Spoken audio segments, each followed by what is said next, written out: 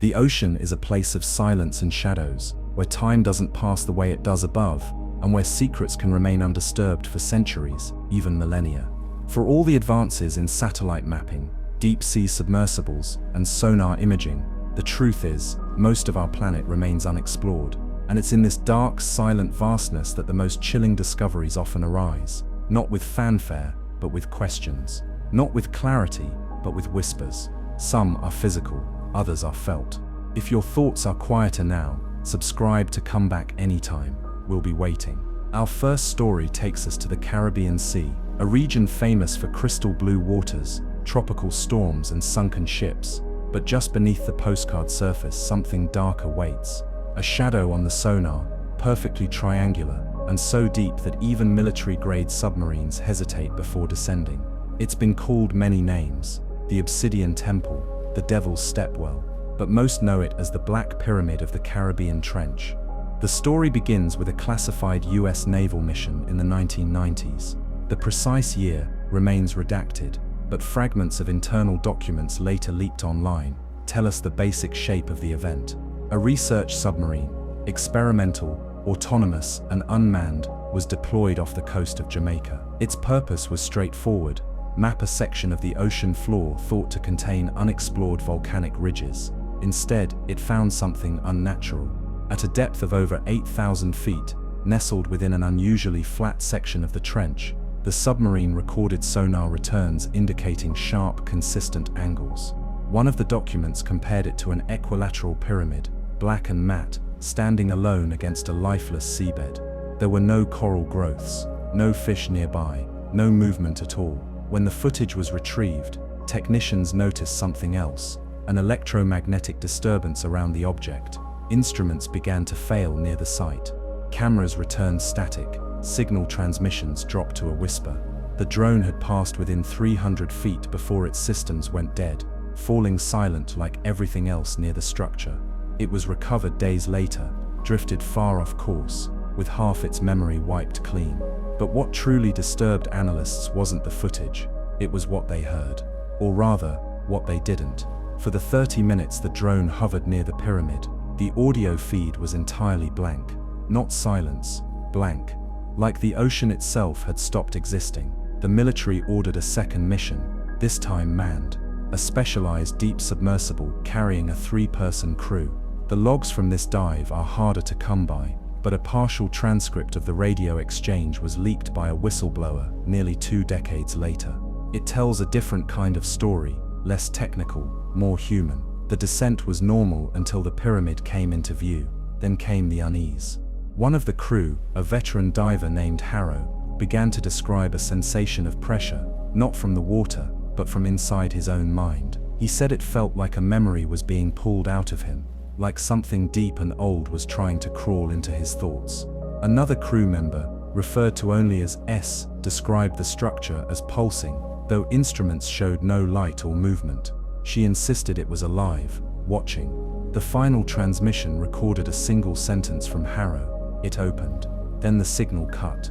The submersible was later found intact, its cabin flooded, its lights flickering as if shorted by something far beyond saltwater damage. No bodies were recovered.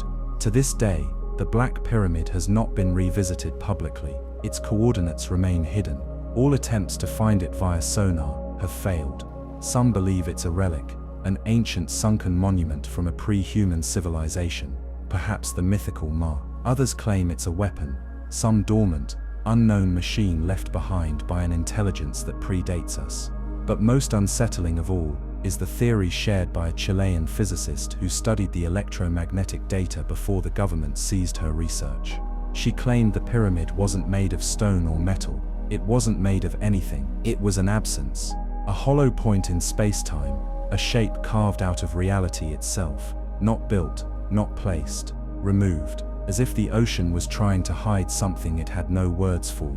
In the years that followed, strange phenomena were reported by sailors and fishermen across the surrounding waters: compass errors, time lapses, a fog that moved against the wind, and a low, almost imperceptible hum that seemed to come from nowhere and everywhere. They say the pyramid still rests there, silent and untouched, deeper than fear and older than memory. waiting, watching. A structure that doesn't reflect sonar, but devours it.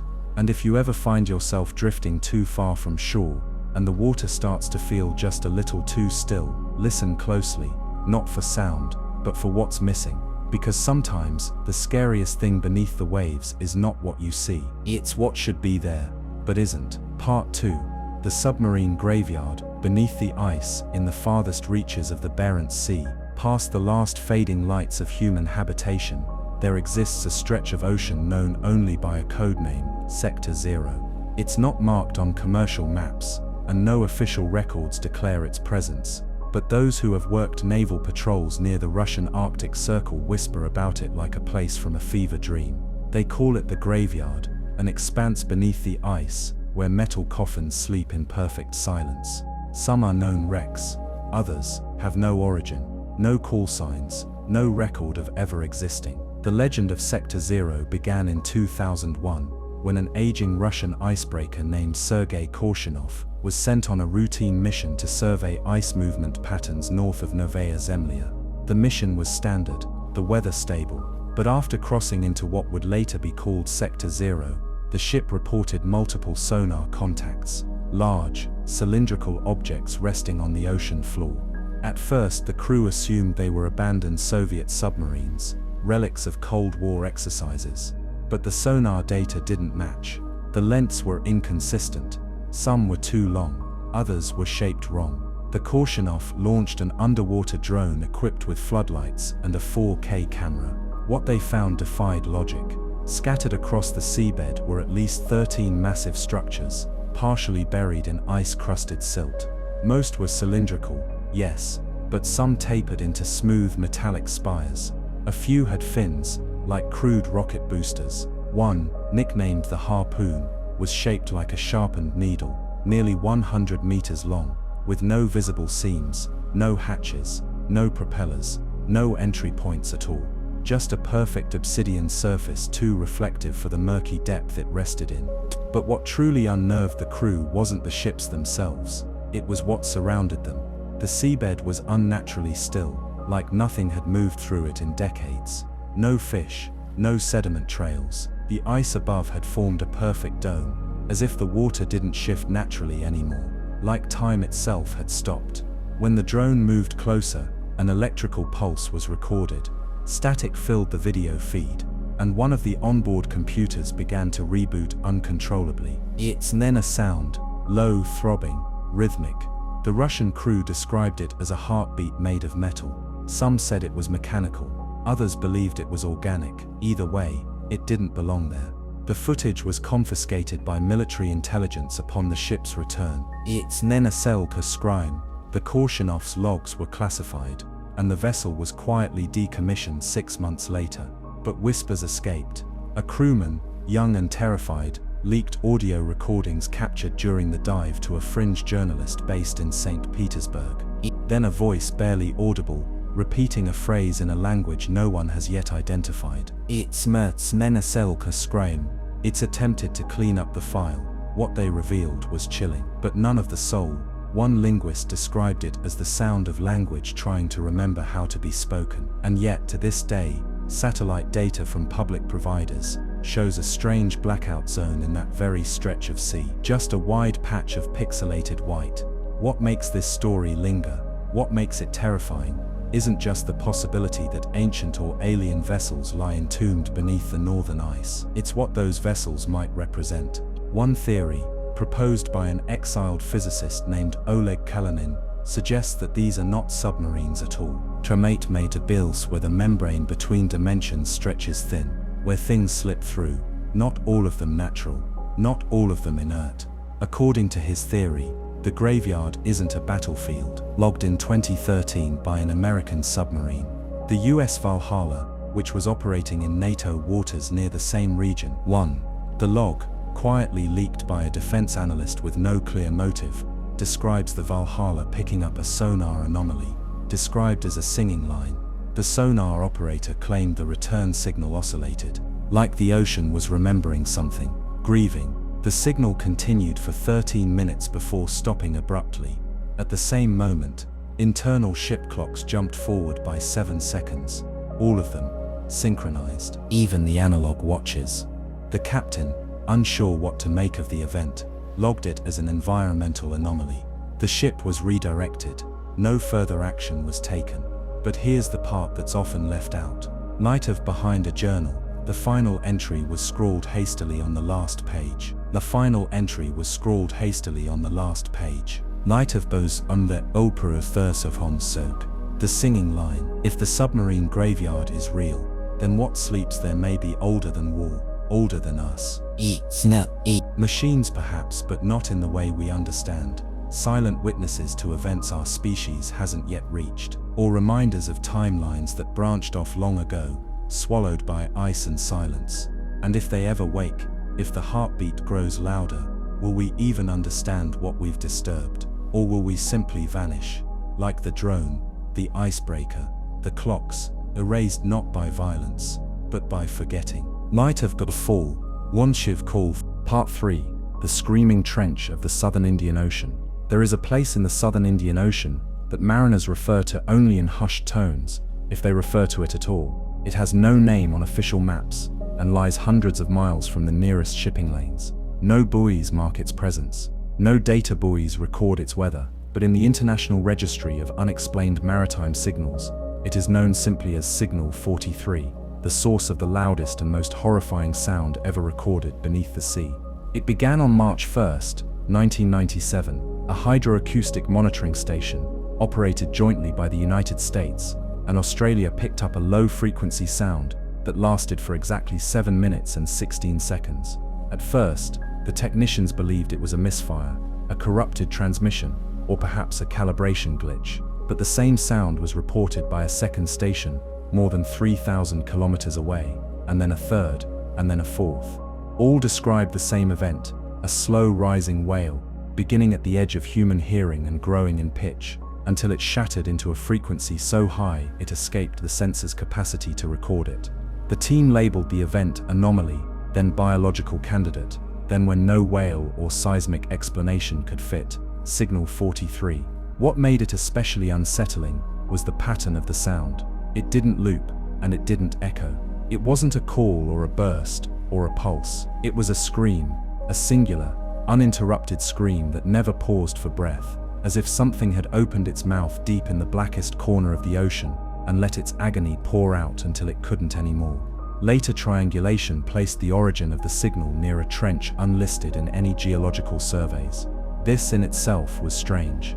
The world's trenches have been mapped with near military precision, especially in such a geopolitically neutral zone. But this one, a steep, narrow fissure in the seabed, descending over 11,000 meters, seemed to have been erased.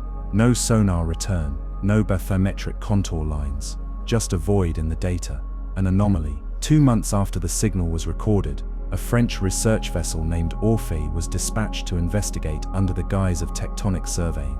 Its mission was brief. The Orphée transmitted 2 routine position logs, followed by a third, frantic signal that repeated one phrase 3 times before vanishing. Descent non naturel, descent not natural.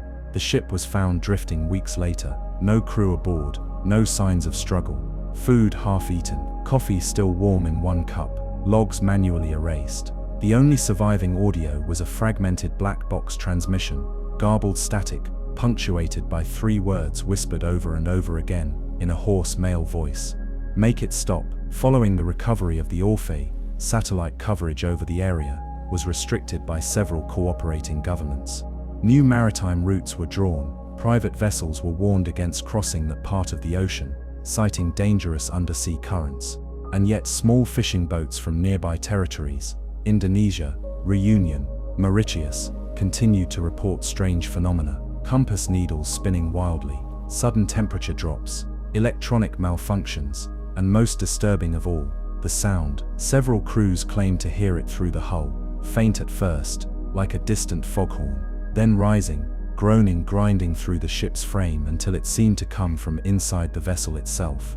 Others reported dreams, the same dream, a trench, black and narrow, descending forever, with something at the bottom that did not want to be found, but wanted to be heard. One survivor, a mechanic from a Sri Lankan trawler, returned to shore raving about the mouth. He described the trench as a throat, not a canyon. Said it pulsed, that its walls were soft and warm, that something ancient had wept itself open in the seabed, and the sound was its pain.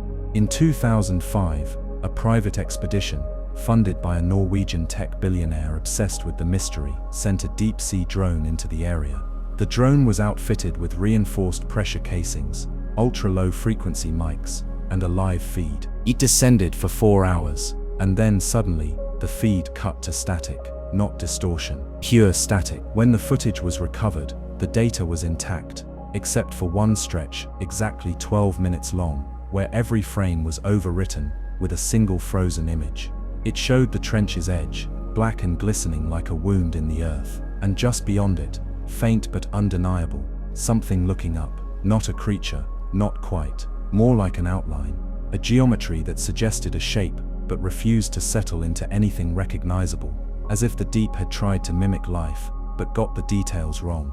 A hollow form, made of intention, not flesh. The image was leaked anonymously to an oceanographic journal. Most dismissed it as a hoax, but a few experts in marine biology and audio ecology noticed something odd. They isolated the visual distortion in the image's metadata and found a second signal, hidden in the noise pattern. It was not the original scream, it was a voice, low flat, speaking in what sounded like reversed syllables. When digitally inverted and slowed, it rendered a phrase, "This is not your sea." What followed was silence. For 5 years, no new reports surfaced, no new screams were recorded, until 2010, when an underwater monitoring station off the coast of Perth captured a single brief sound, the exact same frequency signature as signal 43. But this time, instead of rising, the sound was descending, dropping lower, slower, fainter, as if whatever had once cried out had begun to die. This development shook those who had followed the case, not because it marked the end, but because of what it implied, that the sound had a source, that the source could change, and that whatever had lived beneath the ocean was not eternal, that it had a beginning, and now, perhaps an end. But with endings come consequences. Creatures do not die quietly, especially not those who have never surfaced, never shown themselves, never even given us the chance to name them. And if this thing was screaming for help, who or what might answer? And worse, what happens when something that old, that buried, stops making noise altogether? Will the sea be silent again, or will it echo? Part 4. The city that waits below the Weddell Sea. There is a stretch of the Antarctic coastline where compasses fail, satellite images blur without cause, and ice fractures in geometric patterns no natural process can explain. It lies in the Weddell Sea, a frozen expanse so remote and inhospitable that even scientific expeditions seldom venture there. It's a place where storms move without warning, and the air carries a weight, like memory or warning. And according to declassified fragments from an abandoned joint US-Soviet operation in the late 1950s, something impossible may be hidden beneath that ice. Something built, not formed, a city. It begins with Operation Deep Freeze, a series of missions conducted during the early Cold War to establish permanent research stations on the Antarctic continent. Official records show supply drops, weather monitoring, and ice core sampling. Unofficial logs, unearthed decades later by a Chilean academic in possession of military surplus archives, tell a more disturbing tale. In 1958, a joint radar mapping initiative was launched near the Shackleton ice shelf. The Americans brought high-frequency ground-penetrating radar. The Soviets contributed seismographic sensors. The goal was to test deep ice scanning tech for use in detecting underground facilities. But when the equipment swept over a specific stretch of ice near the Weddell Sea, they received something unexpected, a symmetrical return echo. A structure, massive, angular, and sunken nearly 2,800 feet below the surface. At first, the team assumed it was a geological formation, a trick of the ice layers. But over the next 6 days, as additional passes were made and coordinates refined, it became clear that the formation wasn't natural. It was rectangular, repeating, towers, walls, corridors, an entire grid-like layout, preserved beneath miles of ancient ice. No sediment displacement, no fault lines, no signs it had been covered over time. It was as if it had always been. Aerial photos taken from a recon flight, showed something even stranger: heat. Tiny points of thermal radiation, glowing faintly from beneath the ice, like the dying embers of a long-extinct power source. The temperatures were low, barely distinguishable from the ambient cold, but they were consistent, and they pulsed. The expedition was ordered to dig. Over the course of 3 weeks, a vertical shaft was drilled toward the coordinates of the strongest radar echo. Progress was slow. Equipment jammed without cause. The ice resisted the drills in ways that seemed inconsistent with known densities. On multiple occasions, the crew reported nausea, headaches, and intense disorientation when working near the shaft. One Soviet geologist reported that his dreams had changed. He claimed to see spires of black stone and light that moved like water but burned the eyes. Then the drilling stopped because the ice gave way. The official record states that the borehole collapsed due to instability, but a surviving transcript from the American camp's radioman tells a different story. He wrote, in shorthand notes later deciphered by historians, that the drill pierced a shell, that beneath that shell was not ice or rock, but air, a void, pressurized, sealed. And then something responded. It wasn't a sound in the traditional sense. The instruments didn't pick it up, but every member of the camp described feeling a vibration, like a low bell rung, not in the ears but inside the chest. A resonance that moved through bone. The Soviets called it the moan. The Americans refused to give it a name at all. One crew member bled from the nose. Another collapsed and later claimed to have heard a voice whispering a string of numbers in a language he didn't recognize, but somehow understood. A descent was prepared. A reinforced tether line was lowered through the shaft, equipped with lights and a small camera. The footage, never released publicly, but documented in a surviving Soviet analysis memo, showed something no one could explain. Smooth walls, impossibly smooth, as if carved by neither man nor nature. Angles that shifted subtly, warping under prolonged observation, and symbols etched into the stone, looping fluid, without any sharp corners. It pulsed softly as the camera descended, as if reacting to its presence. Then, darkness, not blackness. The camera was still functioning. The lights were on, but nothing could be seen, as if something was absorbing the light entirely. The feed ended 3 minutes later when the cable was severed from below. The tension on the line hadn't snapped. It had been cut, clean, with no fray, no torque. The entire site was evacuated within 24 hours. The report was buried. The drill site was filled and covered in ice. Satellite access to the coordinates was quietly removed from public databases, and the story faded into the realm of whispers and conspiracy. But it didn't end there. In 2003, a European climate research satellite passing over the Weddell Sea reported an anomalous signal, a structured EM pulse emanating from beneath the ice, too organized to be geothermal. The signal repeated 3 times. No pattern, no known source. Attempts to capture it again failed. 3 years later, a Chilean science vessel named Valparaiso vanished while conducting ice sheet core extractions within 60 miles of the same coordinates. Its final transmission contained no distress call, only a garbled string of tones rising and falling in rhythm like breathing. When the wreck was discovered weeks later, it was frozen in place, its hull intact, its crew gone. Inside, everything was perfectly arranged. Boots by the door, instruments neatly stored, food left warm on plates, the kind of silence that feels staged. Some now believe the city under the ice isn't just old, it's waiting, not sleeping, not dead, waiting, eating. The repeating layout, the residual warmth, the vibrating response. It doesn't behave like a ruin, it behaves like a system in hibernation. And if it was sealed intentionally by design, by its builders, or by something else, then perhaps the drilling, the signals, the renewed curiosity, are exactly what it's been waiting for. If so, then the Weddell Sea isn't just hiding a lost civilization, it's guarding a door, and something behind it may be listening again. Part 5.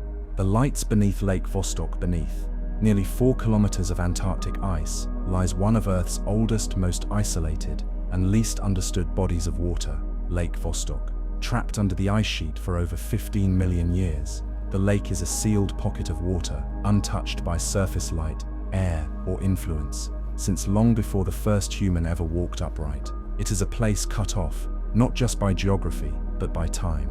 And in its crushing darkness, researchers have long speculated something might be alive. But it wasn't life that first made scientists suspicious, it was light. The earliest whispers began in the 1970s, when Soviet drilling operations began to map the subglacial terrain. Their ground-penetrating radar uncovered the shape of a massive freshwater lake, more than 250 kilometers long, as deep as 1,000 meters, and shielded by a lid of solid ice. Its size rivaled Lake Ontario. The discovery was unprecedented. No one had expected to find a liquid reservoir under that much pressure at those temperatures. But even stranger were the anomalies that came with it. Reflected radar waves returned flickers that suggested movement. Temperature models revealed inexplicable thermal gradients, zones of warmth hovering inexplicably along the lake's ceiling, and below that, unnatural currents that implied some form of energy or circulation. At the time, the data was inconclusive. It could have been an artifact of the equipment, they said, a trick of echo and distance. Then in 1996, satellite-based infrared imaging detected something no one could dismiss, a burst of heat, not gradual warming, a single pulse, brief, focused, emitted from deep beneath the ice sheet, from the direction of Lake Vostok. Instruments aboard the satellite logged the signature as non-geological. That is, it didn't match volcanic activity, it wasn't geothermal, and it wasn't a surface reflection. It came from within. The story might have ended there, catalogued, dismissed, quietly buried. But in 1998, Russian scientists at the nearby Vostok station began reporting a recurring phenomenon. On certain nights, windless, cold, deathly still, the ice beneath the station would hum. It wasn't a sound exactly, more like a vibration, a resonance felt in the floorboards, in the walls, in the chest. It came irregularly, sometimes for seconds, sometimes for hours. It was followed, always, by flickering lights, not above, but below. They were described as glows, diffuse, pale green, sometimes shifting to a bluish white. They moved beneath the ice like clouds, not fast, not slow, but with a strange purpose. Observers described them as biological, not quite electric, but not like fire either. One technician described the glow as a pulse through fog that knew it was being watched. The station commander dismissed the reports as illusions, ice refraction, auroral scatter, fatigue. But then in 2001, something changed. The drilling resumed. After decades of slow and cautious excavation, the Russian Antarctic expedition announced its plan to finally breach the lake. A special thermal drill was deployed, designed to melt through the final meters of ice without contaminating the ecosystem.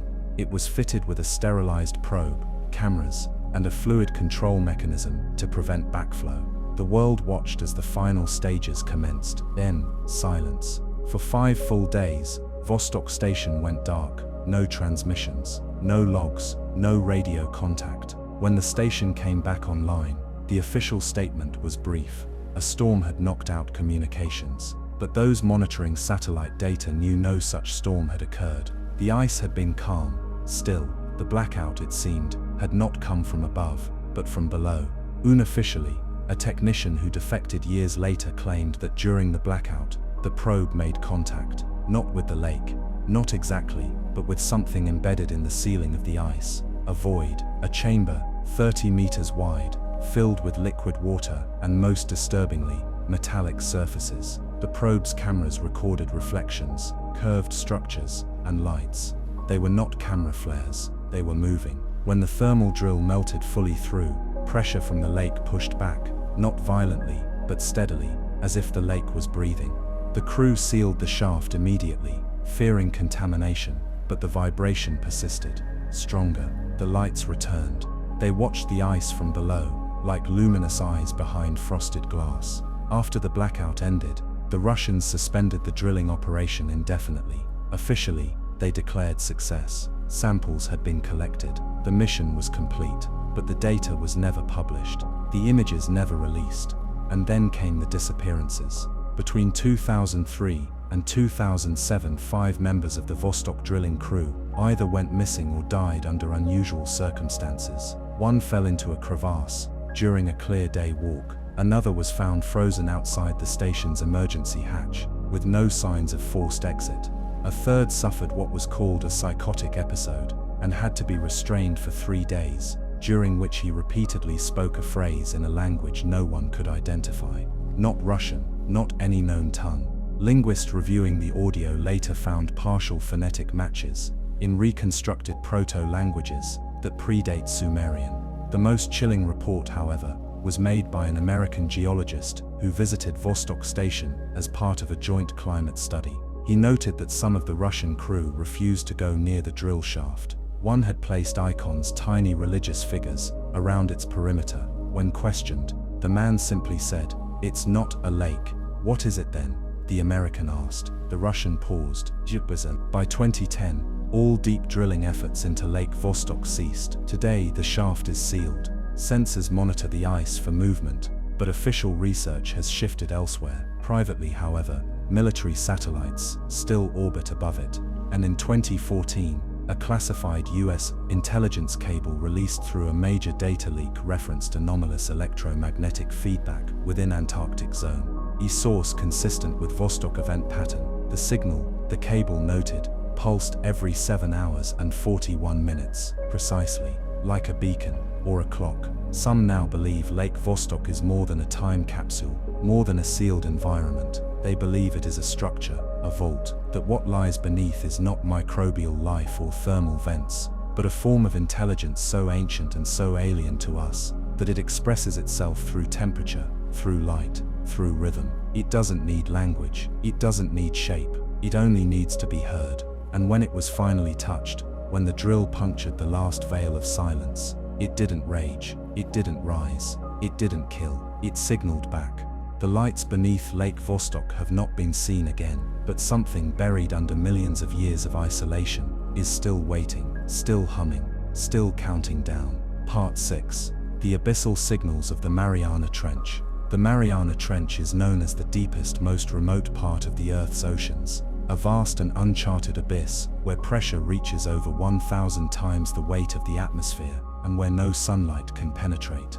At its deepest point, known as the Challenger Deep, the trench descends to nearly 11 kilometers below the surface. To venture into the trench is to enter a realm of absolute darkness, an environment so hostile that life, as we know it, seems impossible. Yet even in such an unforgiving place, something thrives, something far older and more elusive than anything we could have imagined. In 1960, 2 men, Jacques Piccard and Don Walsh, made history when they descended into the trench in the Bathyscaphe Trias. They reached the bottom, where the crushing pressure was equivalent to having the weight of Mount Everest above them, and where the cold was so intense that it would have instantly frozen a human alive. What they found there was both remarkable and disconcerting, a desolate, alien-like landscape. But something odd happened during their descent.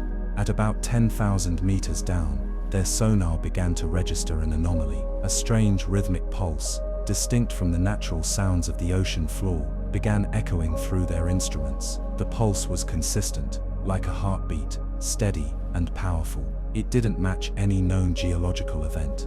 No earthquakes, no underwater volcanic activity, no natural phenomenon that they had encountered before. They noted it, but they didn't fully understand it. It wasn't until decades later that these pulses would be linked to something far darker, far more mysterious than anyone could have imagined. The 1970s saw a number of similar incidents, but it wasn't until 1994 that an unusual discovery made headlines. Researchers aboard a deep-sea exploration vessel, while investigating the trench, picked up what appeared to be not just a pulse, but a series of complex signals, like the pattern of intelligent communication. This wasn't random noise or geological feedback. It was a deliberate sequence, repeated with precision. The signals were recorded on multiple occasions, but each time, when the researchers attempted to trace the origin, the signals seemed to dissipate or move, like they were deliberately avoiding detection. No one could explain what they were, but the truth was, those same signals were being heard intermittently, as though they were trying to communicate with something or someone far beyond the trench itself. When the research teams moved deeper into the trench, their instruments began picking up more anomalies, waves of low-frequency sounds that felt almost like pulses of energy, as though the ocean floor itself was speaking. The mystery deepened further when the signals became more erratic, shifting frequencies and amplitudes, as though they were trying to interact with the research equipment in some way. By 2009, the US Navy, which had long maintained classified operations in the Pacific, quietly acknowledged that the signals were not random at all. They were part of a complex communication pattern, one that seemed to originate from the deep trenches themselves. It wasn't just a geological phenomenon, but something more, a force from deep within the Earth that, for reasons unknown, was now trying to connect. It was in 2015 that a breakthrough came. A research team led by oceanographer Dr. Emily Cartwright, using the latest in sonar and underwater drone technology, uncovered a discovery that sent ripples of disbelief through the scientific community. The deep-sea drones, designed to map the ocean floor and study its organisms, reported a series of physical structures deep within the trench. At first they appeared to be natural formations, massive monolithic shapes that rose from the ocean floor like a forgotten city. But as the team studied the images more closely, they noticed something strange. The structures didn't seem to follow the natural topology of the trench. They were too symmetrical, too evenly spaced. They were organized in a pattern that suggested intelligence, an intelligence far beyond anything we had expected from the abyss. It was as if the trench had been deliberately shaped. But by what? The most shocking part came when the drones collected high-definition footage of the structures. Some appeared to be made of materials unknown to science, not just rock or minerals, but substances that shimmered with an unnatural sheen. The team theorized that these structures were either artificial or, at the very least, shaped by forces beyond the reach of natural processes. More troubling, though, was what was found within these structures. Inside one of the formations, the drone's cameras picked up a glowing, pulsating mass, a large entity, but unlike anything they had ever seen before. It was not an organism in the conventional sense. Its structure seemed almost crystalline, yet there were organic components mixed in, and surrounding it, thousands of tiny bioluminescent creatures that resembled jellyfish, but their light patterns seemed to mimic the pulse signals previously detected. It was as though the entities were communicating, not with words, but through light, vibration and sound. Scientists debated the findings for months, unable to agree on whether the formations were the remnants of an ancient civilization lost to time, or whether they were a product of an unknown and completely alien species that had existed deep in the trench, far from human eyes, for eons. Then something happened that further escalated the mystery. When another team attempted to return to the site with a larger, more sophisticated exploration vehicle, they were met with a horrifying surprise. The area where the glowing crystalline structure had been was completely gone. No trace, no remains. The seabed was empty, as if the entire entity had vanished, leaving only the deep cold darkness of the trench. What could it be? Was it an ancient civilization, or a species so alien that its very existence defied human understanding? The signals, the strange lights, the disappearance, they all hinted at a story far older than human history, one that was buried beneath the ocean's depths. Could this be evidence of life forms that predate all known history, perhaps even the Earth itself? Could these creatures or entities be communicating, or perhaps they were waiting for something, or someone? To this day, the trench remains one of the most mysterious and unexplored places on Earth. The signals, the structures, and the disappearing entities have left more questions than answers, and many believe that the Mariana Trench holds secrets far beyond what we can comprehend. What's certain is that the ocean, with all its dark, crushing depths, is still hiding something, and it is only a matter of time before we uncover the truth, whether we are ready for it or not. When the deep calls, it doesn't just echo through the abyss, it resonates, calling to something ancient and far-reaching. The abyss watches, waits, and whispers in ways that no human mind can yet understand. Part 7. The ship beneath the sand along the western coast of Namibia lies a region so dry, so windswept and lifeless, that explorers once called it the gates of hell. This desert, known as the Skeleton Coast, stretches for over 500 kilometers, its name earned by the bleached bones of whales and the rusted skeletons of ships that dot the shore like broken memories. The cold Atlantic collides violently with the desert heat here, creating dense fogs that have sunk countless vessels. But one ship, the the oldest, the strangest, and perhaps the most terrifying was never seen wrecked on the sand. It was found beneath it. In 2018, a team of mining contractors working on a salt flat near the remote town of Movo Bay unearthed something unexpected. The sand, usually stubborn and heavy, gave way with strange ease as the drill hit a hollow cavity less than 6 meters beneath the surface. At first, the workers assumed they had struck an air pocket or a collapsed dune, but when the hole widened and the ground began to buckle, a large wooden beam jutted out from the sand at an angle that made no sense, dark, waterlogged, and impossibly old. Curiosity slowed the work, but protocol forced them to halt entirely. A team of geologists and preservationists was called in. What they found astonished everyone: a full wooden ship, almost entirely intact, buried in the heart of the desert, more than a kilometer from the shoreline and sealed beneath centuries of wind-blown earth. The hull had been preserved by salt and dryness, its timber nearly petrified, its structure shielded from decay by the very desert that now entombed it. But something was wrong. The ship did not match any known model from history. Its lines were long, narrow, too angular for medieval European design, and too crude for colonial-era construction. It bore no sails, no visible deck, no mast. Instead, it resembled a barge or ceremonial vessel, but one far too large and built from materials that, when analyzed, contained an organic compound not found in any living tree species catalogued today. The wood was fibrous, translucent at the edges, and seemed to hum faintly under electrical scans as if holding a charge or memory. Even stranger was the orientation. The ship was upside down, its keel pointed toward the sky, embedded into the earth at an angle so steep it looked as though it had been driven into the sand by force, not settled over time. Around it, the team found small artifacts, shards of obsidian etched with looping symbols, corroded rings of a copper alloy that resisted conventional corrosion patterns, and what appeared to be a single fossilized eye socket carved from bone. Not animal bone, not human, something else. A chamber was discovered in the lower hull, sealed by a thick resinous layer like amber. Inside were remains, not skeletal, not flesh, but a thick calcified mass arranged in a vaguely humanoid posture. It sat cross-legged, facing the bow, hands folded as if in ritual. Its face was obscured by a stone mask, or perhaps a skull. The mask was elongated, featureless, save for 2 small slits where eyes should be. It appeared fused to the head, either worn for so long that it became part of the being, or never meant to be removed. The entire chamber reeked of salt and copper, and something else, something sour, like blood, that had turned to dust. Instruments malfunctioned inside the space. Cameras refused to focus. Sound recorders returned static, interrupted occasionally by irregular ticks and clicking noises that researchers swore sounded like breathing through water. They brought nothing out. Not the mask, not the being. The chamber was resealed at the demand of the excavation leader, who quit the following day and reportedly never spoke of the event again. Attempts to carbon date the vessel failed. Multiple labs produced conflicting results, some placing its origin around 800 AD, others over 30,000 years ago.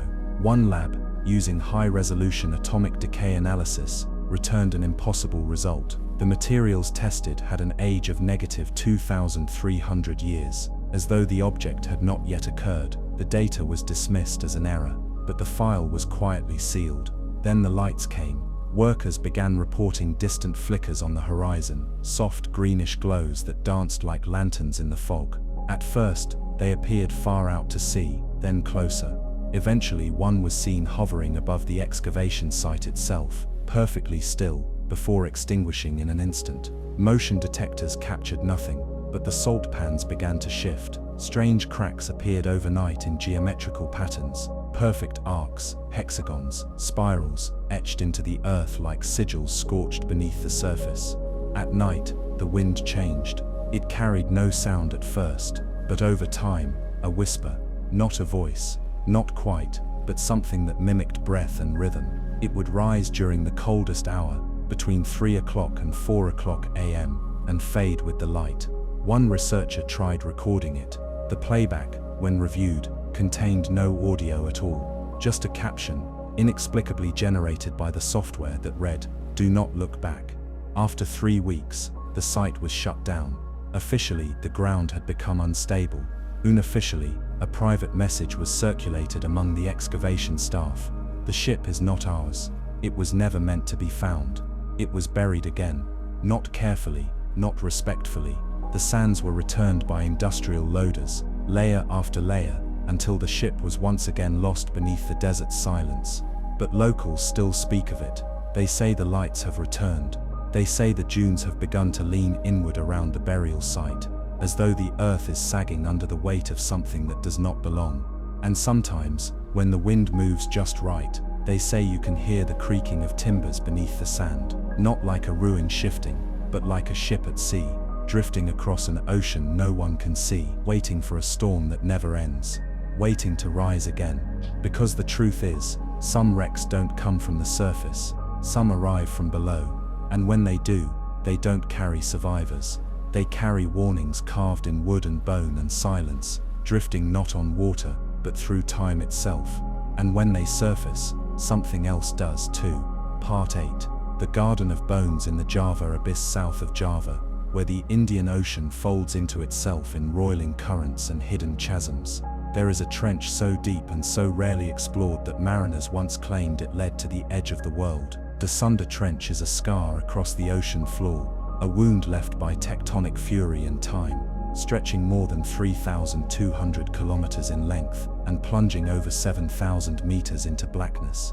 It is a place few dare to study directly, yet it is here, in the deepest folds of this forgotten abyss, that one of the most horrifying underwater discoveries was made, one that continues to terrify those who've seen its remains and haunts the data logs of those who never returned. In 2011, a multinational deep-sea biology initiative, working with a converted oil rig support vessel known as the Euroclear, launched a remote exploration drone into the trench to collect footage and water samples. The mission was supposed to be routine, a 3-day drop to test microbial colonies in extreme pressure environments. But after only 9 hours, the drone sent back footage that stunned everyone on the control deck. The camera, drifting downward through cold, slow-moving water, panned across a flat shelf carved unnaturally into the rock wall of the trench. At first, it appeared to be just a rare geological platform, but then the lights passed over the surface, and the shape of something unmistakably constructed came into view. Stone pillars, broken and eroded, but still standing in a semicircle, jutted from the seabed like teeth. Between them, scattered across the sediment, lay thousands of pale calcified remains, not coral, not rock but bones, piles of bones. A field of them, stretching beyond the range of the drone's lights, arranged with a kind of intentionality that immediately contradicted any natural origin. Some were clearly human, rib cages, skulls, femurs, but others were larger, broader, twisted in forms that suggested no known anatomy. Vertebrae shaped like spirals, skulls with triple ocular sockets, spines that branched like antlers. The bones weren't fossilized, they were fresh, not in the sense of color or moisture, but in the sense that they hadn't yet been claimed by the sea. They lay on the sediment as if placed there, some whole, some shattered, some half buried in perfect rows. The team on board the Euroclear debated whether the footage was real, malfunction, debris, a prank by a technician, but the drone's instruments showed no glitches, no evidence of tampering, and the timestamp matched perfectly. As the feed continued, the drone drifted toward the center of the bone field.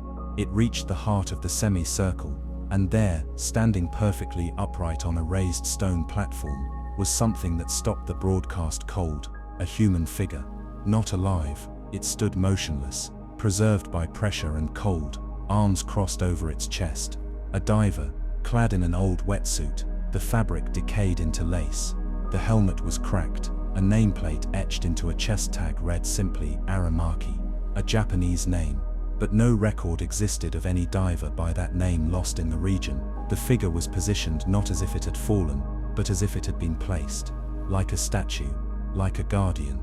Then, without warning, the lights flickered, the feed went dark. For 3 minutes, no data returned. When it did, the camera had moved. It now faced upward, into the trench wall above the bone field. Something had turned it. A flash of movement crossed the lens, slow, serpentine, massive, a shape too large to estimate, but too graceful to be debris. The sonar, still functioning, picked up a single contact, 50 meters wide, 80 meters long, coiled and shifting slowly out of range. Then the contact was gone. The drone was recovered 48 hours later. It was intact, no physical damage, but the internal storage drive was blank. No footage, no logs, only a single corrupted audio file remained, titled automatically by the system, garden.mp3. The file was 17 seconds long. It contained no recognizable sound, just a deep droning frequency that pulsed exactly 7 times before cutting off, a low hum, like something alive thinking in sleep. The vessel's crew returned to port under strict orders of silence. The footage that had been streamed live during the dive was archived, but portions were removed. One of the technicians, breaking protocol, uploaded a still frame from the feed to a private server weeks later. He showed the diver in profile, the stone altar behind them, and something just visible in the shadows, an eye. Enormous, lumen, open. A year later, a second expedition launched without fanfare, smaller, quieter, financed by a private Japanese marine institute. He's never returned. Since then, rumors have grown around the site. Fishermen in Java report nets that come up shredded, sometimes coated in a black tar-like slime that corrodes metal. Deep-sea submersibles that pass too close to the trench report electrical interference. There are stories told only in port towns and whispered in low voices of voices heard through sonar, repeating words in forgotten dialects. It's words no one speaks anymore, but everyone feels. The name Aramaki now exists only in archive dive registries, deleted, unlisted, but those who know what lies in the trench speak of the Garden of Bones not as a discovery, but as a grave. Not one filled by accident, but by ritual. The bones are offerings. The altar is real, and the watcher, whatever it is, has been fed for a very, very long time. Not all cities are built of stone. Some are grown from memory and blood and silence, and deep in the trench where the earth forgets itself, something old remembers, something ancient and sacred and terrible waits in the dark. Because there are places the ocean does not want us to enter, not to keep us out, but to keep something in. Part 9. The Forgotten Whale Fall of Sigsbee. Deep in the Gulf of Mexico, where the sea floor sinks into an immense and silent depression known as the Sigsbee Deep, lies a region so little explored that even the surrounding sediment hasn't been properly named.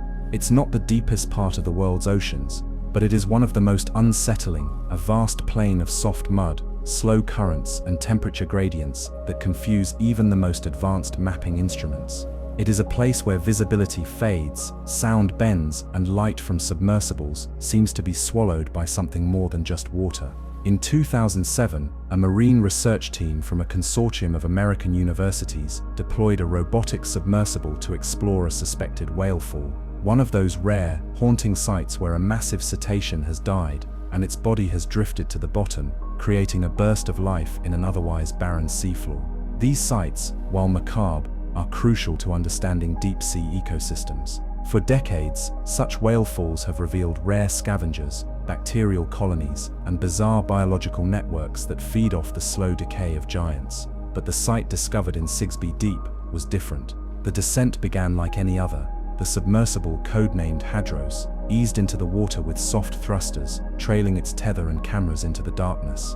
For 2 hours, it descended in silence, until the seafloor emerged, flat, still, pale.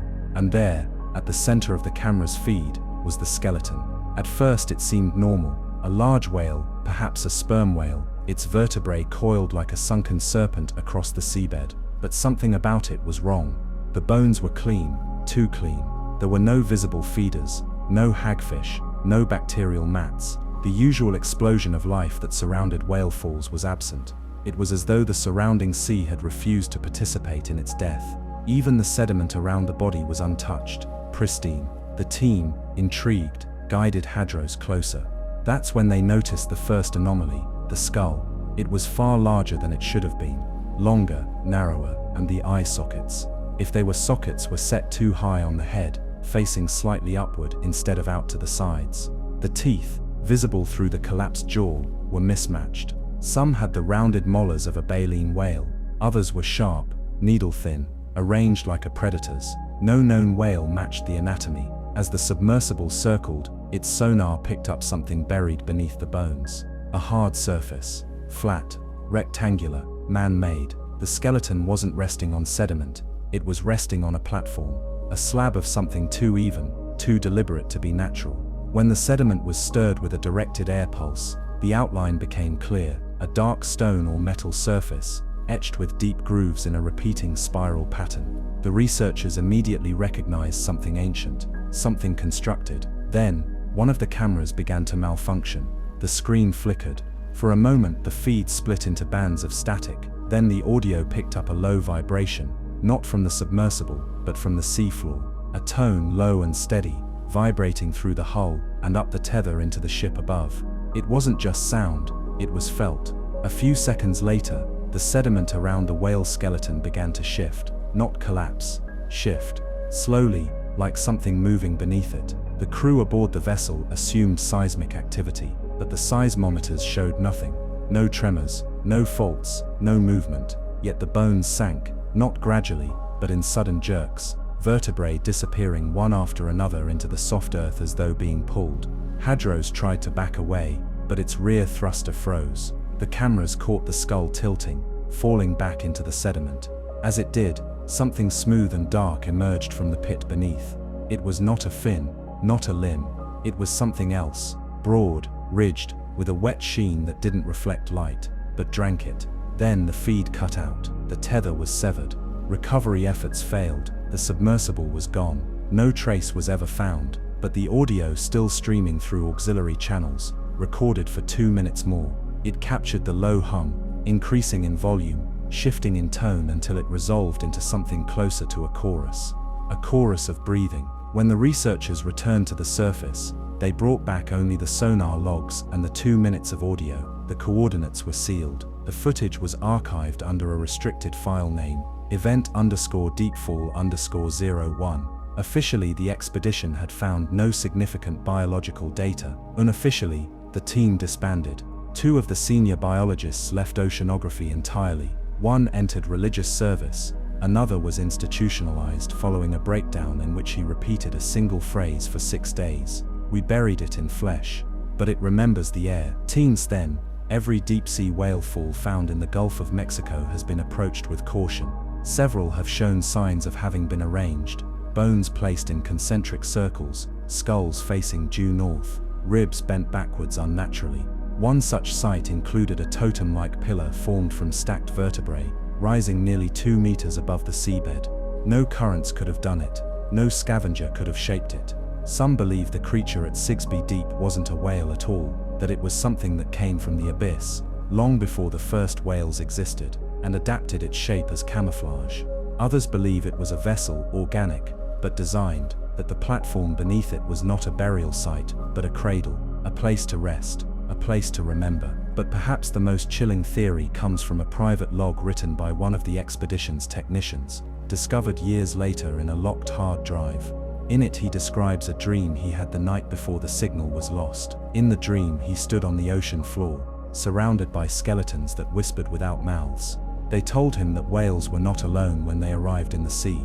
They were met, and something older taught them how to die. Now, in the deepest quiet of 6B Deep, where even light forgets how to move, that teacher waits again, beneath bone, beneath platform, beneath the memory of extinction, patient, cold, and listening for the next offering to fall. Part 10. The Red Light in the Forgotten Pipeline. In the late 1990s, deep beneath the Barents Sea, a pipeline was being laid, part of a joint Arctic initiative between Russian and Norwegian energy companies. This was no ordinary pipe. It was a sealed, pressurized transport line that would stretch across the seabed for over 1,200 kilometers, threading through some of the darkest, coldest, and least studied regions of the Arctic shelf. The mission was risky, both financially and logistically, and plagued with delays due to temperature fluctuations, magnetic anomalies, and inexplicable mechanical malfunctions. But nothing compared to what they found in Section 43. The section lay in a trench between 2 seabed ridges, a place so deep and narrow that sunlight had never reached it. The environment was classified as biologically dead. No life, no sediment activity, just frozen silt and stone. When the camera probe was lowered to inspect the area before installing the final segments, The feed returned what looked at first like interference. Red flickers, faint pulses of light, barely visible through the haze of suspended particles. The technicians assumed equipment error, but the engineer monitoring the scan zoomed in on one of the pulses and adjusted the exposure. What came into focus made him stop breathing for a moment. It was not a flicker of light.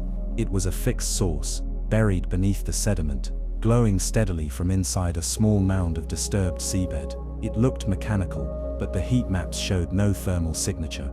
It was emitting light, not heat. Divers were dispatched within the hour. A special team, military-trained, highly specialized, dropped down in full thermal suits. What they saw was later described as an ancient eye peering through sand.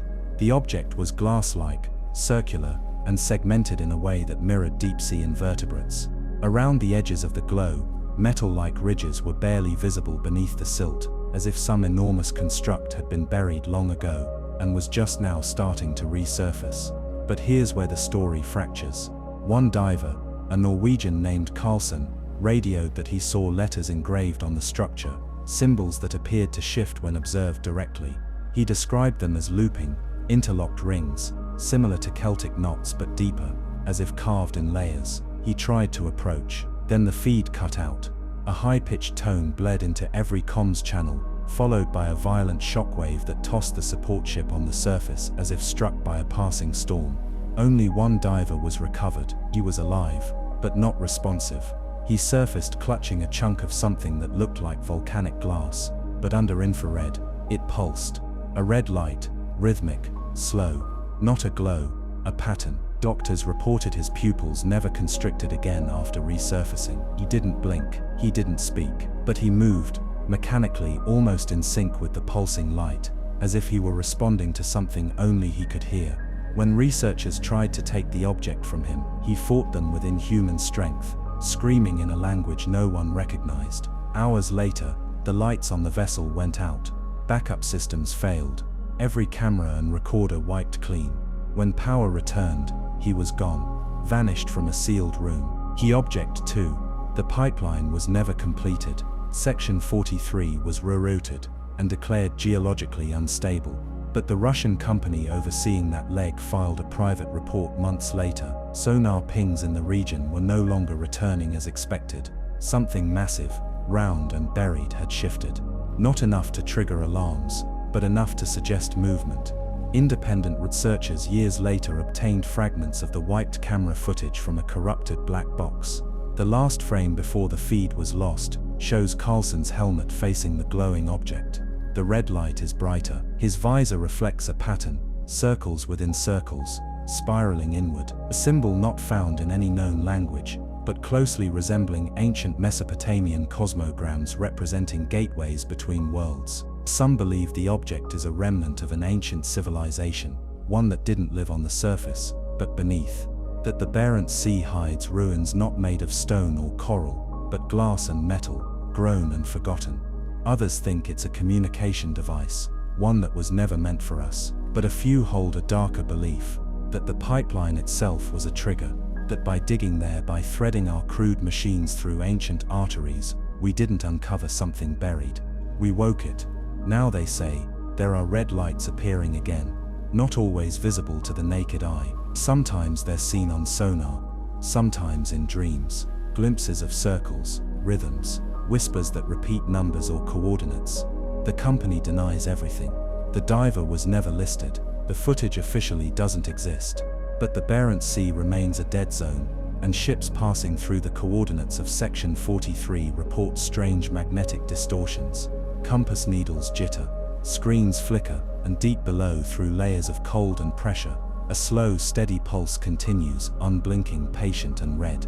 Because some lights beneath the ocean aren't meant to be followed, they're meant to be seen. Part 11. The siren recordings of Pitcairn Rift. Far out in the Pacific, where shipping lanes thin and radio traffic fades into the long static of open ocean, there exists a rift few have heard of, one that doesn't appear on most maps, and whose exact coordinates are deliberately obscured by overlapping oceanic survey zones.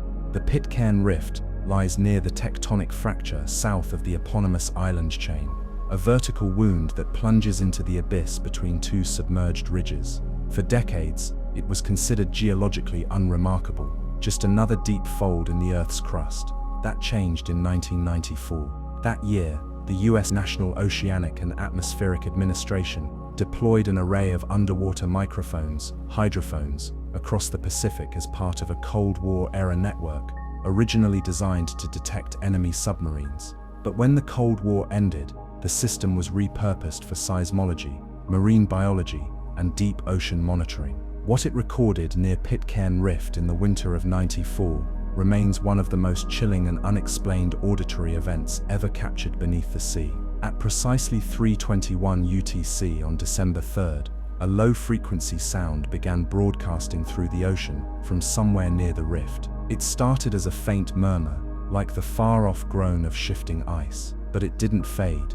It grew. Over 19 minutes, the pitch oscillated, stabilized, and then impossibly rose into a harmonic pattern. What began as static became music, not structured like a song, not like whale song, but something eerily rhythmic, undeniably intentional. It pulsed through water columns with an eerie clarity, bouncing off the seafloor, reaching hydrophones thousands of kilometers apart. At times it resembled a human voice filtered through layers of liquid glass. Other times, it twisted into tones that made even seasoned researchers physically uncomfortable. One technician described it as a lullaby written in another language, and not meant for us. The sound was archived, studied, and quietly buried. But in 2001, an audio engineer with access to the original tapes ran a Fourier analysis and discovered something far more disturbing. The recording wasn't just a random anomaly. Hidden in the frequency modulations were intervals, gaps that, when visualized, formed patterns, not geometric ones, waveforms, almost as if the sound were trying to simulate voice patterns. Even more bizarrely,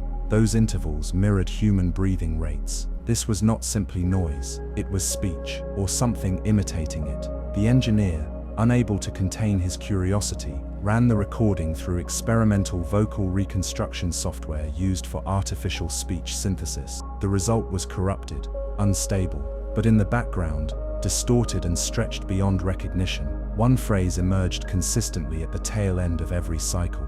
"I remember you." It didn't make sense. There were no human expeditions into Pitcairn Rift, no record of ships lost there, no colonization. And yet the phrase repeated, clear and cold, like a voice from a half-forgotten dream. Attempts to trace the origin of the sound physically failed. In 2003, a joint French-American ROV mission was sent to the estimated epicenter. It descended into the rift with a reinforced hull and long-range sonar, transmitting a live feed to the research vessel above. For the first 4 hours, nothing unusual occurred, just ridges, dark plains, the occasional swirl of silt. Then somewhere past 5,800 meters, the cameras picked up movement, not of creatures, but of the seafloor. It shifted, not like sediment drifting, or rocks tumbling, but like skin recoiling. Then a sudden spike in pressure readings. One of the ROV's external arms twisted violently, as though struck. The feed jittered, pixelated, and for 1.4 seconds the screen displayed something no one could explain. A mass, fleshy, textured, curved like an enormous spine, covered in ridges and organic growths, but embedded along the surface, spaced at semi-regular intervals, were indentations, cavities the size of a man's torso. They looked like ears, not human ears, something deeper, something older. The camera feed died seconds later. The ROV was never recovered, only the audio continued streaming. Not garbled, not static, clear. It was the same sound as in 1994, louder, closer, and now it was responding. The breathing intervals had changed, the modulation had shifted, and the reconstructed voice no longer said, "I remember you." It said, "Why did you leave me here?" After the incident, a veil of silence descended over Pitcairn Rift. Access to the sonar archives was restricted. No scrubbed the public logs. The research vessel was decommissioned within a year. The engineer who ran the reconstruction vanished from public life. Still, every so often, strange sounds are picked up near the rift. They aren't as loud, but they persist. Pulses, whispers, a tonal mimicry that suggests something is still down there, awake, aware, and listening. Some theorize it's a form of deep-sea life we don't yet understand, capable of sound-based cognition. or perhaps even communication. Others believe it's not life at all, that it is memory, embedded in pressure and stone, that something ancient was buried there, not dead, but dreaming, and the oceans were its cradle, its prison, and its home. And now that we've heard it, it has heard us too. Part 12. The sleepers beneath Shantar Bay along the northeastern edge of Russia, where the Sea of Okhotsk smashes against icy cliffs and the winters bury the land in darkness, lies a crescent of water rarely visited, even by the most daring fishermen. Shantar Bay is surrounded by jagged isles and carved fjords, battered by frozen winds and shifting sea ice, and for centuries, local Evenk and Nivk tribes spoke of a quiet terror that lived beneath its waves, the breathless ones they called them, pale and still with eyes that never closed. Until recently, such stories were dismissed as folklore, survivals from ancient animistic beliefs, wrapped in myth and metaphor. But in the winter of 2015, a Soviet-era submarine wreck was discovered on sonar just south of Shantar's innermost inlet. It was a Typhoon class, massive, rusted and torn nearly in half. No record of its sinking could be found, and no distress signal had ever been logged. Divers were sent down to inspect it. What they found was impossible. The vessel was intact from the outside save the split, but its interior, what could be accessed, showed signs not of flooding, but of abandonment. Not a single body, no bones, no clothing. The seats at the control deck were empty, some still upright, others toppled, but clean, too clean. The walls had been scraped, symbols had been carved into the metal, shallow, jagged lines that didn't match any known language or code. They seemed random at first glance, but mapped out, they formed spirals, fractal spirals that repeated on every level, even in the air vents, and the main reactor was missing, not destroyed, not melted down, gone, removed with surgical precision, cables still curled where it had been. A reactor weighing several tons, completely vanished with no trace. What alarmed investigators more, however, wasn't the submarine itself, but what surrounded it. Scattered around the seafloor, partially buried in silt and ice, were dozens of objects that didn't belong. They looked like pods, organic, metallic, or something between. Each was about 2 meters long, shaped like a curled shell or husk, covered in grooves and latticework too intricate to be erosion. They were arranged in a pattern that encircled the wreck, almost like a ritual boundary. And inside at least 3 of them, visible through transparent fissures in the shell, were figures, humanoid, but not human, thin, elongated, skin that was bluish-white, but translucent in a way that showed coiled structures beneath, veins perhaps, or tendrils. No visible mouth, no ears, just those wide black eyes that reflected the diver lights like polished obsidian. Their limbs were wrapped around themselves, like they were sleeping, or waiting. The operation was terminated immediately. All footage was classified, but one of the divers, an experienced naval veteran, leaked portions of the logs through a darknet archive before disappearing. In his notes he described a sensation the entire crew reported during the dive. A sense of pressure, not physical, but mental. A presence, something in the water that was aware, that was watching, even though nothing moved. He described one moment in particular. While examining one of the pods, he saw his own reflection on the curved surface, but the face looking back was not his own. It was pale, thin, hairless, with those same black glassy eyes, and it smiled. The diver panicked, jerked back, and the pod cracked, just slightly, enough to emit a tiny stream of bubbles. But the figure inside didn't stir. They never stirred. Even as the team surfaced, they noticed something strange. The water temperature had risen by half a degree, all at once, over a 2-kilometer radius, and the sonar readings, live constant, began returning echoes that moved, not fast, not aggressive, just slow, rising. By the time they left the bay, the temperature had returned to normal, but the pattern persisted for 72 hours. A low-frequency vibration, barely audible, that pulsed once every 7 seconds, like a breath. The site was sealed by the Russian government, satellite imaging is blurred, and local fishing rights have been revoked in a 12-mile radius. No explanation given, but nearby villages report strange sights offshore in winter. Black shapes beneath the ice, lights that flicker under the waves with no source. Some say their dogs won't approach the shore anymore, that they whimper and look east, toward the frozen sea, as if something is calling. And the elders of the Evenk say this has happened before. that the breathless ones awaken when the sea becomes too warm, that they come not to harm, but to remember, that they were here before us, that their dreams shaped the ocean's floor, and that we brief, burning, noisy, have stirred them from their sleep. They say Shantar Bay is not cursed, it is sacred, because beneath the husks and rust, below the silent water, a thought older than time is beginning to open its eyes, not with rage, not with fear, but with recognition. Part 13.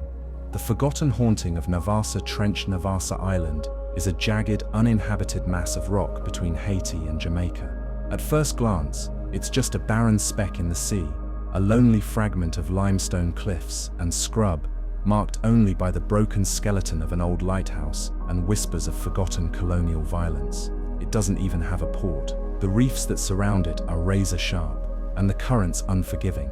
But just beyond its shallow perimeter, the seafloor drops off into one of the least studied trenches in the entire Caribbean, a deep, narrow cut known unofficially among naval researchers as the Navassa Vein. For years, nothing about it seemed unusual. Charts marked it as deep but stable, no seismic activity, no strange magnetic behavior. Then in 1987, a Haitian Coast Guard patrol reported something peculiar. A fishing vessel adrift near the island, completely intact but abandoned. No distress calls, no damage, engines dead, supplies untouched. Inside they found warm food on a table, cards mid-play, a radio still powered on. But the boat's crew, 7 men, were gone. No blood, no signs of struggle, no life jackets missing. Only one thing was left behind. A notebook, water damaged, with scrawled entries in French Creole. Most of it was illegible, but on the final page, barely dry, a single line stood out. The sound is beneath us. It knows our names. This was dismissed as maritime paranoia, perhaps a mutiny, perhaps a storm. But over the next several years, more stories trickled in, quietly without fanfare. Divers reported equipment failure, boats experienced sudden radio silence, and at night, fishermen claimed to hear what they called the knocking, rhythmic taps from beneath the hull, like something gently rapping against the bottom of the boat from far below, always in threes. The US Navy eventually dispatched a small oceanographic vessel to map the area in 1995. It was equipped with deep scan sonar and underwater LiDAR, part of a classified initiative to detect hidden submarine paths. The Navassa Trench was scanned over 48 hours. The results came back wrong. The trench wasn't a smooth, natural crevice like those formed by tectonic shift. It was shaped, not carved, not blasted, but shaped, angles that shouldn't exist underwater. 90-degree walls, perfect linear formations hundreds of meters long. In the center of the trench, 8,000 meters deep, was a dome, stone or coral or something else, so smooth that the sonar bounced off it clean, with no noise, as if striking glass. Then came the recordings. At 3:06 local time on the second night, the hydrophones picked up what the crew described as singing. But it wasn't animal, it wasn't mechanical, it sounded human. A choir of voices, faint but rising from the depths, sustained in a low harmonic hum that carried through the steel of the ship. Not words, just resonance. At first it seemed random, but as the minutes passed, the frequency stabilized into a specific tone. It was the note D3, sustained for exactly 13 minutes and 9 seconds, then falling silent. One of the crew members, an acoustics specialist, had a breakdown that night. He claimed to have heard his mother's voice in the hum. She had died when he was 10. Another technician became mute for 3 days. He only repeated a single phrase, over and over, when he finally spoke. The trench remembers. They left the next morning. The scans were sealed. The mission was reclassified, but someone leaked portions of the audio years later. The file made its way through deep-sea research circles, buried in forums and obscure FTP servers. Those who listened to the full 13 minutes described feelings of sleep paralysis, disorientation, and most curiously, a sensation of being underwater even while on land. But perhaps the most disturbing report came from a team of independent researchers who attempted a follow-up expedition in 2006. They never reached the site. 23 minutes before arrival, the ship's GPS glitched, then the compasses, then the depth reader. The ocean floor seemed to vanish beneath them. as if the trench had deepened. The captain turned back, but the crew didn't return unchanged. In the weeks that followed, 4 of them began sleepwalking. One was found standing at the edge of a dock at 3 a.m., fully dressed, whispering in Haitian Creole, a language he did not know. Another jumped into the sea in broad daylight during a routine inspection. He survived, but when pulled back aboard, he asked why they hadn't let him go to the bell. None of them could explain what that meant. In recent years, satellite altimetry has revealed that the Navassa Trench appears to be expanding, only by centimeters, but expanding nonetheless. And deep-sea microphones positioned elsewhere in the Caribbean have begun picking up a strange low rhythmic knock, 3 soft taps spaced exactly 13 seconds apart. The same pattern reported by fishermen years before. Some believe it's the ocean itself, a geological process, slow and ancient, misunderstood by our instruments. Others think something lives in the trench, not a creature, but a memory, a construct older than language, buried not in stone, but in sound, waiting for the right ears to listen. And maybe we already have, because sometimes in the stillness of deep water, the past doesn't rest quietly, sometimes it sings. Part 14. The luminous graveyard of the Atlantic shelf between the Azores and the Moroccan coast lies a stretch of the North Atlantic where the seafloor rises unexpectedly, forming a broad submerged plateau that mariners once referred to as the Ghost Shelf. This area, known officially as the Great Meteor Rise, is a relatively shallow bump in the abyss, hundreds of meters higher than the surrounding ocean floor. From above, it looks unremarkable. But beneath the currents and algae blooms, the shelf holds something that has perplexed researchers for decades. It began in 2002, when a British marine biology team deployed a network of light-sensitive cameras to study bioluminescent plankton. The devices were to be left on the seafloor for a week, but when the footage was reviewed, the scientists were stunned. What was meant to be a quiet recording of natural plankton flickers revealed something else, persistent, shifting bands of pale light that moved in rhythmic patterns. They were too wide to come from any known creature, too slow to be surface reflections, and far too regular to be random. These bands of light pulsed across the seafloor in long horizontal waves, undulating gently like breath. Every 10 minutes, a different pattern would emerge, circular bursts, interlaced latticework, even spiral flickers that resembled galaxies or iris patterns. And most disturbing of all, the lights responded. When the camera emitted a sound pulse as part of its recording calibration, the lights froze. Then seconds later, the patterns changed, forming concentric rings that pulsed outward, as if echoing the intrusion. Initially, the researchers assumed they had encountered an unknown form of large-scale bioluminescence, perhaps an undiscovered species of coral or sponge network. But as expeditions increased, things grew stranger. A German research vessel in 2004 deployed a remotely operated vehicle to collect physical samples. The ROV descended smoothly, but as it neared the light zone, its cameras began flickering. Then the feed cut entirely. When the ROV was recovered, its outer shell was warped, not crushed, warped, as though the metal had been softened and twisted slightly by an external force, and it came back clean. Too clean. Not a trace of algae, salt scarring or marine buildup. It was as if it had been polished. Worse still, every internal recording component had been wiped, magnetically neutralized. Still, the team continued. Human curiosity does not rest easily.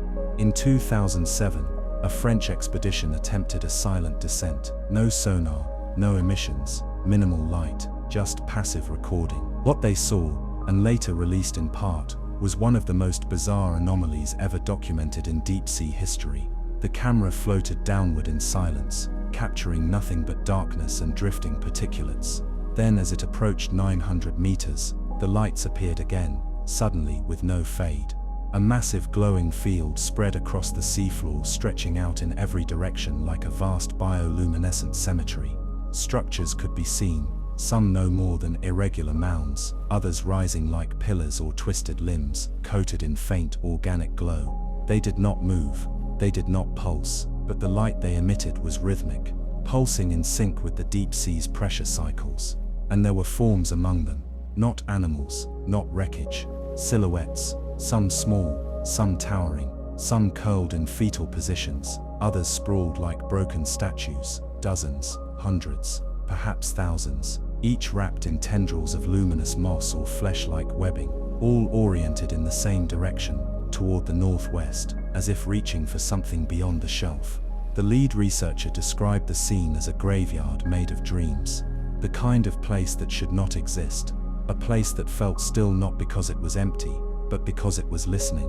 When they tried to take a core sample from one of the nearby formations, the drill jammed. Then the recording blacked out. The camera rose for no reason.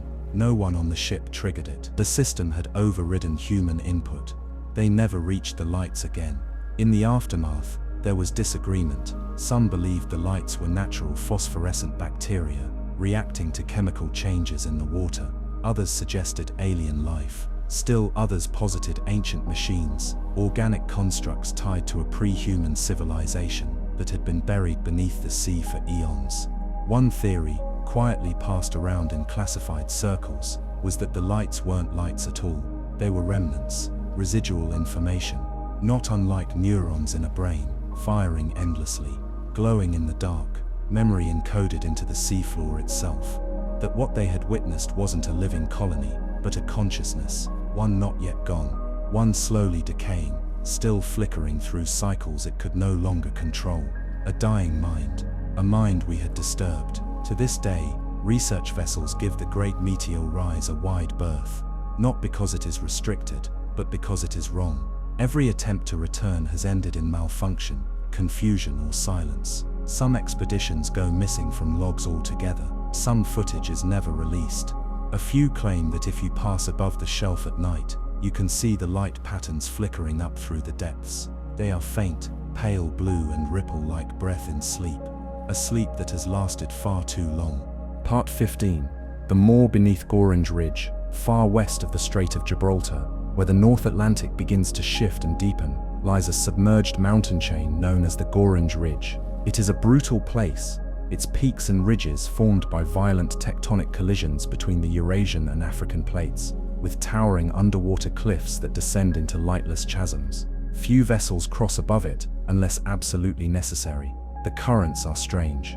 Compasses behave erratically, but for centuries, mariners have reported something far stranger than faulty navigation. A sound, not the creak of metal or the groan of waves, but something deeper, a pulse. A throb that rises through the hull like a living heartbeat, felt more than heard. It comes in threes, spaced unevenly, as if the rhythm were not mechanical but organic. Portuguese sailors once called the region Boca do Mar, the mouth of the sea, not for its depth, but for the way the water seemed to draw ships into it, as if exhaling and inhaling. In 1968, a Soviet deep-sea survey mission, part of a now declassified operation to chart the Atlantic seabed for potential submarine paths, detected a sonar anomaly near the southern ridge. It was described in internal logs as an impossible acoustic void. A signal was sent down to measure depth, but no return came. The sound did not bounce back. It simply vanished. Intrigued, they lowered a tethered probe equipped with both sonar and temperature sensors. It descended to 4,000 meters before abruptly stopping, not because it hit the bottom, but because the tether went slack, as if it had entered open air. The camera feed, black but still active, suddenly lit up with flashes of white, not unlike distant lightning, but there were no storms above, no external source. The pulses came from below, and with each burst of light, for a fraction of a second, the feed would catch glimpses of something impossible. A cavity, massive, irregular, lined with structures that looked neither natural nor constructed, some curved like vertebrae, others jagged like shattered spires. There were protrusions that resembled teeth, but they were too large, too old, covered in layers of sediment and bioluminescent moss. Some researchers described the formation as a submerged cathedral of bone, others were not so poetic. They simply called it a moor. Then the lights stopped. The probe's instruments began to fail one by one. First temperature, then pressure, then finally, the camera. Moments later, the tether was yanked taut with sudden force, enough to strain the winch and buckle the cable housing. But whatever had pulled it, let go just as quickly. When the probe was reeled back up, it was twisted, not shattered, twisted, as though it had been turned in place while submerged in solid pressure. No fish was seen during retrieval, no plankton, the surrounding water was dead silent. Following the incident, the Soviets abandoned the mission, but the Americans took notice. In 1972, a classified operation under the guise of an oceanographic study sent the USS Stanton to the same location. This time, they dropped a series of pressure-sensitive buoys in a grid above the ridge. The readings they retrieved suggested fluctuating mass beneath the seabed, as if vast internal spaces were compressing and decompressing at irregular intervals. Not earthquakes, breathing. The data showed cycles of contraction every 11 hours, and with each contraction, small tremors rippled through the area, tremors that didn't match the ridge's tectonic behavior. The team left in a hurry, citing unstable terrain, but an audio file leaked years later through an anonymous upload. A 46-second recording captured from the final buoy. It contained low-frequency vibrations, steady at first, then accelerating, and overlaid faintly, like a whisper in an empty room, was something that to this day no one has explained. It sounded like a voice, not speaking, not yelling, humming, not human, not artificial, just ancient. Some believe the Gorringe Ridge covers a collapsed system of hydrothermal vents, and the hum is geological resonance, natural forces echoing through hollowed stone. Others, more quietly, wonder if something massive lies dormant beneath the silt and basalt, not a creature in the traditional sense, but a formation, a being of scale so great that we would never recognize it as alive.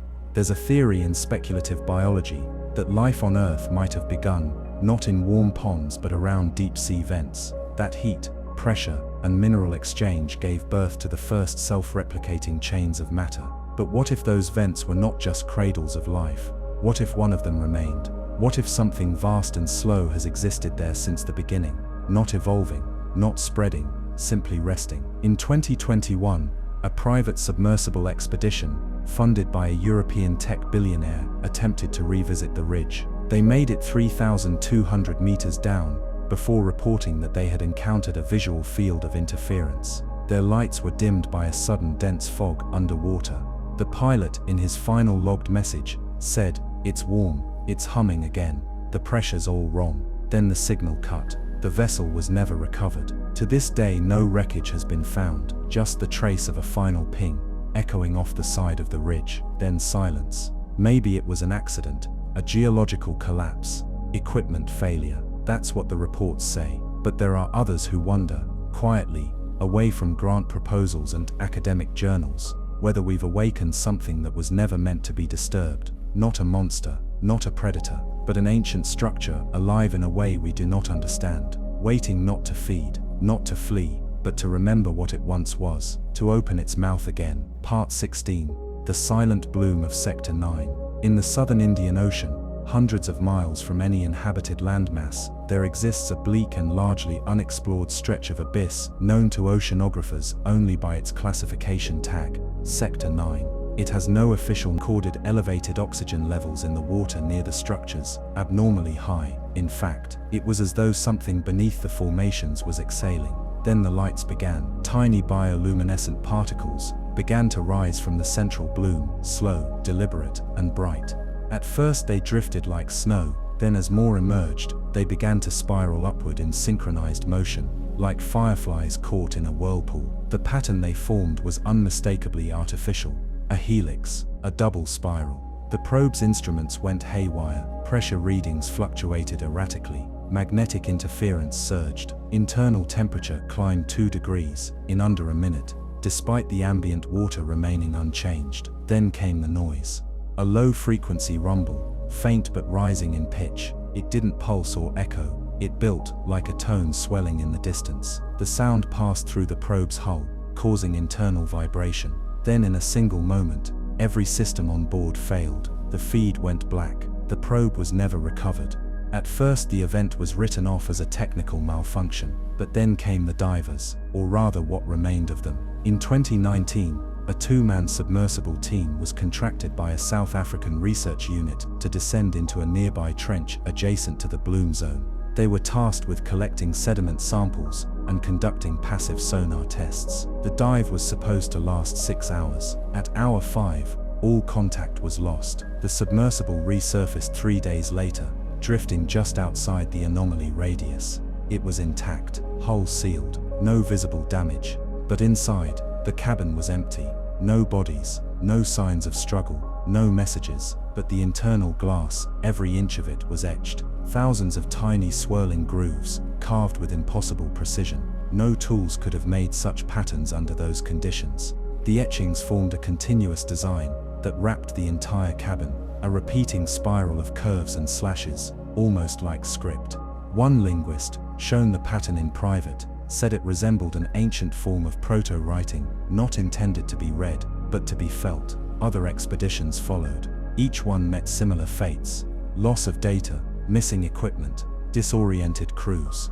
The Bloom Zone became known among contractors as the Circle of Silence. But silence was not the right word, because in 2020, a drifting hydrophone array picked up something new, a sound not tied to any known marine life. It was low, harmonic, and shifted frequency every 108 seconds. Not random, structured, musical. When mapped onto a waveform, it formed a sequence of perfect geometric patterns: squares, triangles, spirals. Some of the world's leading acoustic engineers attempted to replicate the frequency using computer modeling. All attempts failed. The tone could not be recreated digitally. It seemed to interfere with the software, as if rejecting imitation. By 2021, a theory had formed, one never published, but whispered among deep-sea physicists and fringe researchers. They believed the bloom was not biological, not volcanic, not even geological. It was reactive. A machine, or a structure, or a system of unknown origin buried in the bedrock, responding to observation. The thermal bloom was not a symptom, it was a signal, a beacon.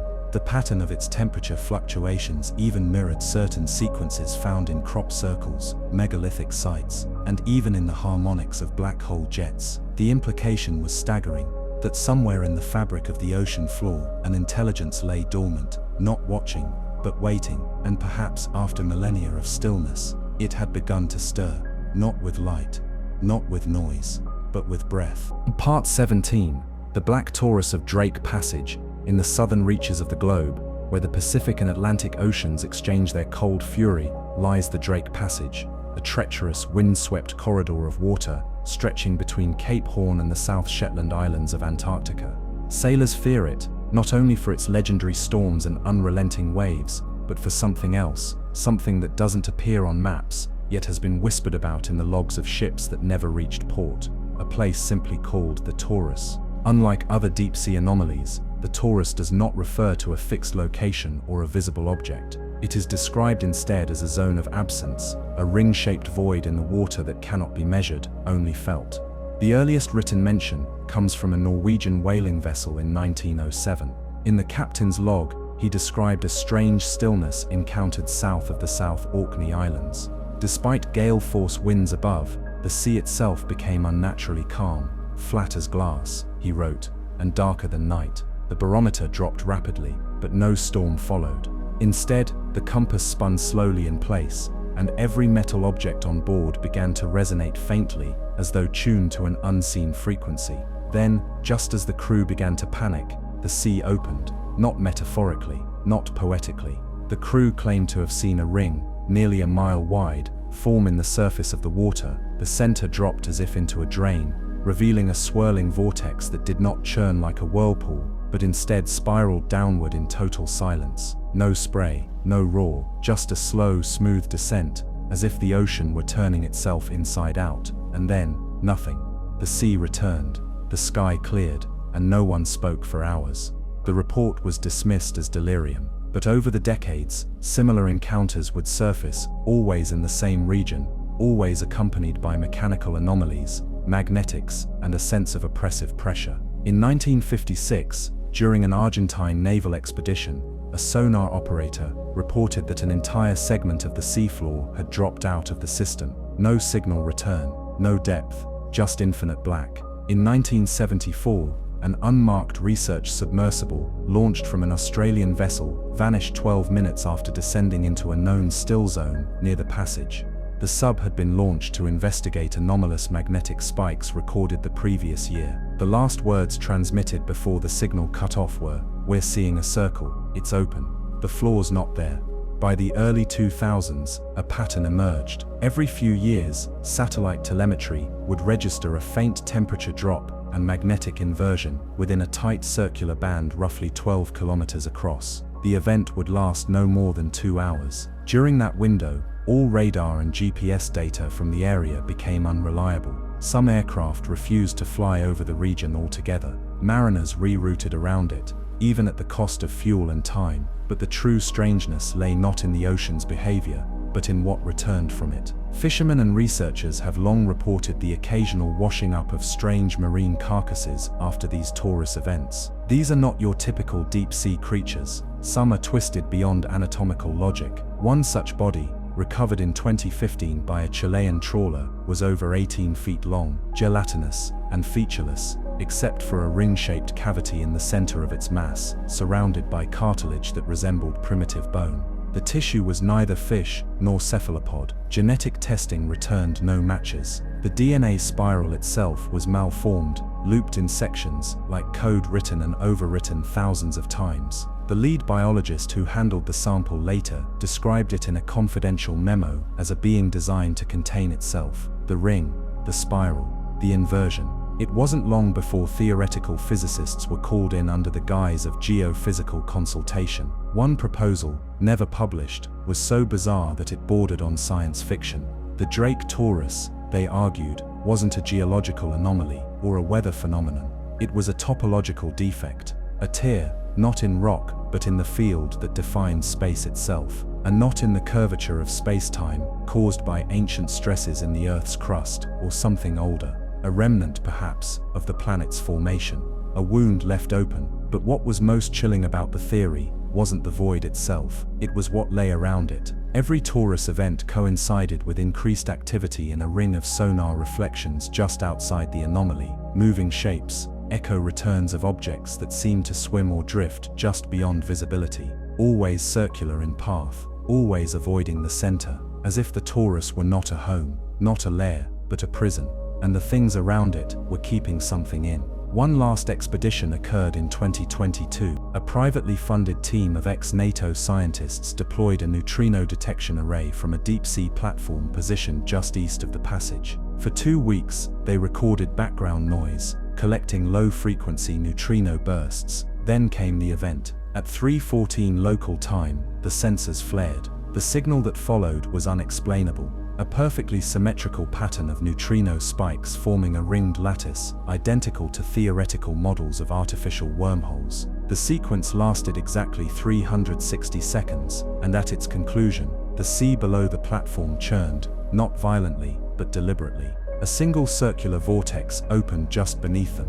No debris, no creatures, just depth. Then it sealed. All recordings were taken. The ship was decommissioned. Today, the Taurus is officially listed as an unconfirmed anomaly. But those who have seen the data know better. They don't speak of it in public, they don't publish. But in whispered rooms and encrypted files, one word appears again and again: containment. Because whatever lies beneath the Drake Passage was never meant to rise. Part 18. The echoes beneath Pocklington Trough. Lying beneath the warm shallows of the Coral Sea, the Pocklington Trough rarely attracts attention from the world's geologists. Overshadowed by more prominent trenches in the Pacific, this narrow depression sits quietly east of Australia, marked only by the occasional blip in naval sonar or the path of deep-sea cables. On the surface, nothing about it demands investigation. There are no visible anomalies, no islands nearby, no tectonic upheaval to inspire headlines. And yet, over the past 4 decades, a quiet stream of data and whispered reports has marked this trench as one of the ocean's most unsettling riddles, an anomaly that doesn't threaten with violence, but with silence and repetition, as if something beneath the seabed is trying to be remembered. It began in 1983, during a routine Australian naval survey. Their sonar systems, sweeping for undersea topography, logged a curious pattern on the ocean floor: 12 perfect circular depressions in the sediment, equally spaced, covering a distance of nearly 9 kilometers. Initially dismissed as minor pockmarks from gas eruptions or undersea landslides, they were noted in a footnote and forgotten. But a year later, a joint American expedition, scanning the same region, found something impossible. The circles had moved. Not only that, they had reorganized themselves into a tight, curved pattern, resembling a crescent, and in the center of that crescent, a new dome-like structure had emerged, smooth, elevated, and 12 meters in diameter, resting like a massive lens atop the seabed. There had been no earthquakes, no visible seismic shifts, and yet, the floor of the ocean had rearranged itself. The first attempts to investigate this anomaly met with mechanical failure. A camera probe lowered into the trench, cut out just above the dome, as if overwhelmed by static. Another unit made it farther, but transmitted only garbled visuals. Only the third device, fitted with high-pressure shielding and experimental signal dampening, captured any usable footage. What it showed was eerie. A smooth black surface rising from the seafloor, curved like glass but dark and opaque. Around it, the seabed was disturbingly clear of silt or debris, as if something had swept the surrounding area clean. More unsettling still was the audio feed that accompanied the descent. Somewhere in the background, so faint it bordered on imagination, was a pulse, a low rhythmic hum, cycling every 88.88 seconds with mechanical precision. Too consistent to be natural, too deep to be dismissed. By the late 1990s, the trench had become a quiet obsession for a handful of independent researchers. New sonar scans confirmed what no one wanted to admit. The dome had shifted. Not much, just a few meters over several years, but enough to prove motion. The circular indentations around it had moved as well, sometimes expanding outward, sometimes drawing inward. The floor of the ocean, it seemed, was behaving like a living thing, adjusting, curling, turning. Each shift so slow and so quiet that the only way to notice was through long-term comparisons years apart. To most of the world, it was still just another trench, but to those paying attention, it had become a kind of sleeping presence, something that changed its posture while the world wasn't looking. In 2003, an event occurred that broke the silence. A team of divers working to repair a subsea internet cable passed within half a kilometer of the trench. One diver, a 31-year-old engineer, failed to respond to his team for nearly 2 hours. When he was pulled back to the surface, he was conscious, uninjured, and breathing normally, but completely disoriented. He could not remember what had happened. His dive log showed a continuous feed for the full duration, recording him motionless at a depth of 3,600 meters. There were no signs of malfunction. His heart rate had remained steady, yet he had lost all awareness of those 2 hours, describing only a vague feeling of pressure behind his ears, and the sound of something calling, not in words, but in tone, a resonant, pulsing note, like a siren buried beneath the sea. Further investigation into neurological side effects revealed something even more troubling. Scans of the diver's brain taken within 48 hours of the incident showed minor shifts in synaptic activity, localized in areas associated with spatial memory and auditory processing. He had, quite literally, been affected by a sound no one else could hear. The incident was never made public, but funding for Pocklington monitoring was quietly doubled. In 2010, Japanese researchers used an advanced sonar lattice array to map the trench in extreme detail. What they found confirmed a theory some had been afraid to voice. The indentations, those perfect circles first seen in 1983, were not scars or random geological artifacts. They were symmetrical, equidistant, and most disturbingly, layered, multiple rings, each one buried deeper in the sediment than the last, forming not footprints, but nested patterns, like the ridges of a fingerprint pressed into the seafloor. The dome at the center was not just resting on the floor, it was rising from within a structure that spiraled beneath the crust. The implications were staggering. One researcher speculated that the formation might not be static at all, that it represented a kind of slow-motion emergence, a biological process, not scaled to human perception, a creature, perhaps, whose actions unfolded over centuries instead of seconds, something thinking, turning, surfacing. Years passed, no expeditions ventured too close again, but from 2014 onward, a new phenomenon was recorded. Every 22 days, sensors around the region picked up a faint geothermal pulse, barely measurable, yet perfectly regular. The temperature would rise by a fraction of a degree, then fall, not enough to cause alarm, not enough to disturb marine life, but precise, measured, like breathing. A fringe theory emerged, circulating only in private communications between classified labs and black-budget sonar arrays. It proposed that the dome and its surrounding patterns were not passive structures, but parts of a larger system, perhaps even a brain. That beneath the trench lay something neither alive nor dead, but suspended in a state of dreaming. Each pulse was not a heartbeat or a breath, but a thought, a ripple of cognition, drifting slowly outward through rock and water. A sleeping awareness, broadcasting silence. What haunts the few who've studied the trench in secret is not the movement, nor the sound, nor even the shape. It's the creeping realization that the patterns have grown clearer with time, less erratic, more refined, as if the thoughts themselves are maturing, as if the presence is not simply thinking in its sleep, but waking up. And if that's true, then every pulse we feel might not be a message, it might be a memory, returning, line by line, pattern by pattern, until one day, the silence stops. Part 19. The object beneath the Weddell Abyss.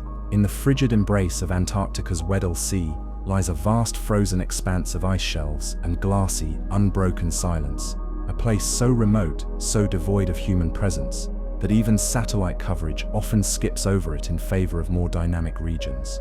Yet beneath its surface, entombed beneath miles of solid ice and concealed by thousands of feet of black seawater, there exists a pit, an abyssal drop, so deep and so perfectly carved into the ocean floor that many refuse to believe it occurred naturally. It is known in whispered circles of marine geologists and black-budget military cartographers as the Weddell Abyss, but it is not the depth that haunts them. It is what sits at the bottom. The first indication that something was unusual came in 1997, when a NATO-led bathymetric survey picked up a sonar reflection, unlike anything the operators had ever seen. The echo was too sharp, too angular. Instead of returning a diffuse, irregular signature typical of sediment or rock, it bounced back as a clean geometric outline, rectilinear and uniform, as if something constructed lay on the sea floor. At a depth of nearly 8,500 meters, this was practically impossible. Yet the data was verified 3 separate times. A structure approximately 600 meters in length and 200 meters wide was embedded in the base of the trench, partially covered by silt, partially exposed. It was a shape that should not exist in nature, a wedge, smooth-edged, metallic in signature. But no visual confirmation was ever obtained. Every attempt to deploy remotely operated vehicles into the trench ended in failure. Some would descend to the edge of the trench before losing power entirely, their batteries inexplicably drained. Others returned footage too corrupted to analyze. On one occasion, a probe vanished without a trace. The only thing that returned from it was an audio burst, 23 seconds of garbled static interspersed with low-frequency clicks and what one analyst described, with a shudder, as reverse speech. When slowed and filtered, the waveform resembled phonemes, but in no language anyone recognized. Linguists were brought in. Nothing coherent could be extracted, yet even they agreed, it felt intentional. For years the anomaly remained a quiet secret. The scientific teams involved were shuffled into other projects. The sonar records were classified and buried in restricted archives. But in 2012, a new piece of the puzzle emerged, not from the sea, but from space. A decommissioned polar orbit satellite, designed for electromagnetic mapping, was undergoing a routine data sweep when an intern noticed a strange signal spike, originating not from the surface, but deep within the Weddell Sea. It was an EM flare, brief and tightly focused, pulsing for only 9 seconds before vanishing. The signature was narrowband, unnatural, and directed, as if something at the bottom of the ocean had attempted to transmit. When triangulated, the origin point of the burst matched the trench precisely. This discovery ignited a new wave of covert attention. A deep-sea drilling platform was proposed, disguised as an international climate research project. Its true mission to breach the trench, pierce through the sediment, and determine whether the object at its base was truly artificial. But something or someone shut it down. Within months the project lost funding, then permits, then personnel. By 2014, it had been quietly dismantled. Whispers emerged from within the teams. One scientist, in an unguarded moment, told a colleague over encrypted email, "We didn't cancel, we were warned. Something below didn't want to be touched." There's a reason the Weddell Abyss doesn't appear on most public oceanographic maps. And it's not because of oversight, It's because no one dares draw attention to it. In the years since the anomaly was first logged, other unsettling signals have been recorded, always infrequent, always brief, always below human hearing range. Subharmonic oscillations, lasting no more than a few seconds, often with frequencies so low they can only be detected by seismographs. But they're not seismic. Their shape, when plotted visually, is harmonic, organized, as though something buried is vibrating, not passively, but by design. The shape of the trench itself adds another layer to the mystery. While most oceanic pits follow the jagged logic of plate tectonics, the Weddell Abyss is different. It is symmetrical, perfectly elliptical. Its curvature is smooth to the point of artificiality, and at its deepest point lies a depression shaped like a cradle, curved inwards, as if designed to hold something. And that something, according to the oldest scans, has not moved. Not in decades. It sits in silence, cradled by the earth, untouched by time or pressure. But every few years it pulses. Some believe it's a ship, others, a beacon, a warning system from a time before humans walked the planet. There are even those who think it is not an object at all, but the sealed remains of something once alive, encased in metal and buried in darkness until the world is ready to know its name. Whatever the truth may be, one detail remains chillingly consistent across every dataset, every sonar pass, every electromagnetic reading. The object is warm. Not hot, not active, but warm. Warmer than the seafloor, warmer than the water around it. Just enough to suggest one terrifying possibility: it is not dead, it is sleeping. Part 20. The glowing staircase of the Japan Trench. There are places in the ocean where nature seems to overstep its own boundaries, where formations are too symmetrical, where light appears where it should not, and where time feels loose, uncertain. The Japan Trench, stretching alongside the archipelago's eastern coast, is one such place. Known for its seismic volatility and tectonic violence, this trench has been responsible for some of the most devastating earthquakes and tsunamis in recorded history. But deep within its folds, beneath the chaotic plates and the drifting rubble of centuries, lies something almost no one has heard about. A glowing formation, layered like a staircase, carved into the side of the abyss. Its discovery was accidental. In 2006, a joint team from Tokyo University and the National Institute of Advanced Industrial Science and Technology launched a series of deep-sea exploratory dives to study tectonic plate boundaries. The remotely operated vehicle, fitted with high-definition cameras and full-spectrum sensors, descended over 8,000 meters into the trench, its lights cutting through the endless black. For the first 4 hours, the terrain was as expected: jagged ridges, silt drifts, collapsed rock faces. But then, something changed. The floor began to rise in clean, measured increments, perfectly flat platforms, each one exactly 1.2 meters higher than the last, stretched horizontally before rising again, forming a sequence too exact to be natural. There were no signs of tectonic tearing, no randomness. Just steps, wide, rectangular, and repeating for over 200 meters vertically. At first, the operators thought it was a trick of the light, or a visual distortion caused by the ROV's descent angle. But as the vehicle adjusted its position and moved laterally, the geometry held. This was not an illusion. They had found something carved or built into the side of the trench wall. But what froze the entire control room into silence was not the shape of the steps, it was the faint glow coming from beneath them. Pulsing softly, emerging from hairline cracks between the stone-like layers, was a bluish-white light, cold, rhythmic, and alive. Not like a chemical reaction or natural bioluminescence. It was too uniform, too coordinated. The glow cycled every 61 seconds, pulse, pause, pause, pause, as though the formation itself was breathing in silence. No one spoke as the ROV hovered near the steps. The operator, sweating despite the sub-zero control room, was ordered to keep a precise distance. No contact, no sound. The cameras zoomed in. The cracks were impossibly fine, yet from them the light pulsed as if from a buried engine. No heat registered, no electrical interference, just that deep mechanical rhythm. Then something even stranger occurred. As the vehicle rotated to face the structure head-on, its acoustic sensors picked up a new pattern.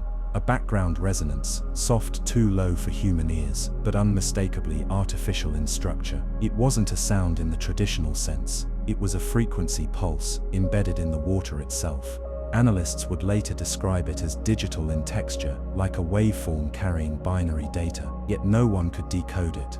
Every attempt to analyze the signal ended in corrupted files or looping data that resembled fractals, endless recursive patterns repeating at smaller and smaller scales. What unnerved the engineers most was not just the inability to understand the signal, but the growing sense that it was not broadcasting outward, it was scanning. The data, once enhanced and stabilized, revealed a slow modulation in the pulse whenever the ROV moved, as if the structure, whatever it was watching, measuring, learning. In a moment of recklessness, one of the lead researchers ordered the ROV to shine its floodlight directly into the gap between the steps. What the camera captured was never released to the public, but from the fragments that leaked through internal communications, it was enough to ensure the mission would be classified indefinitely.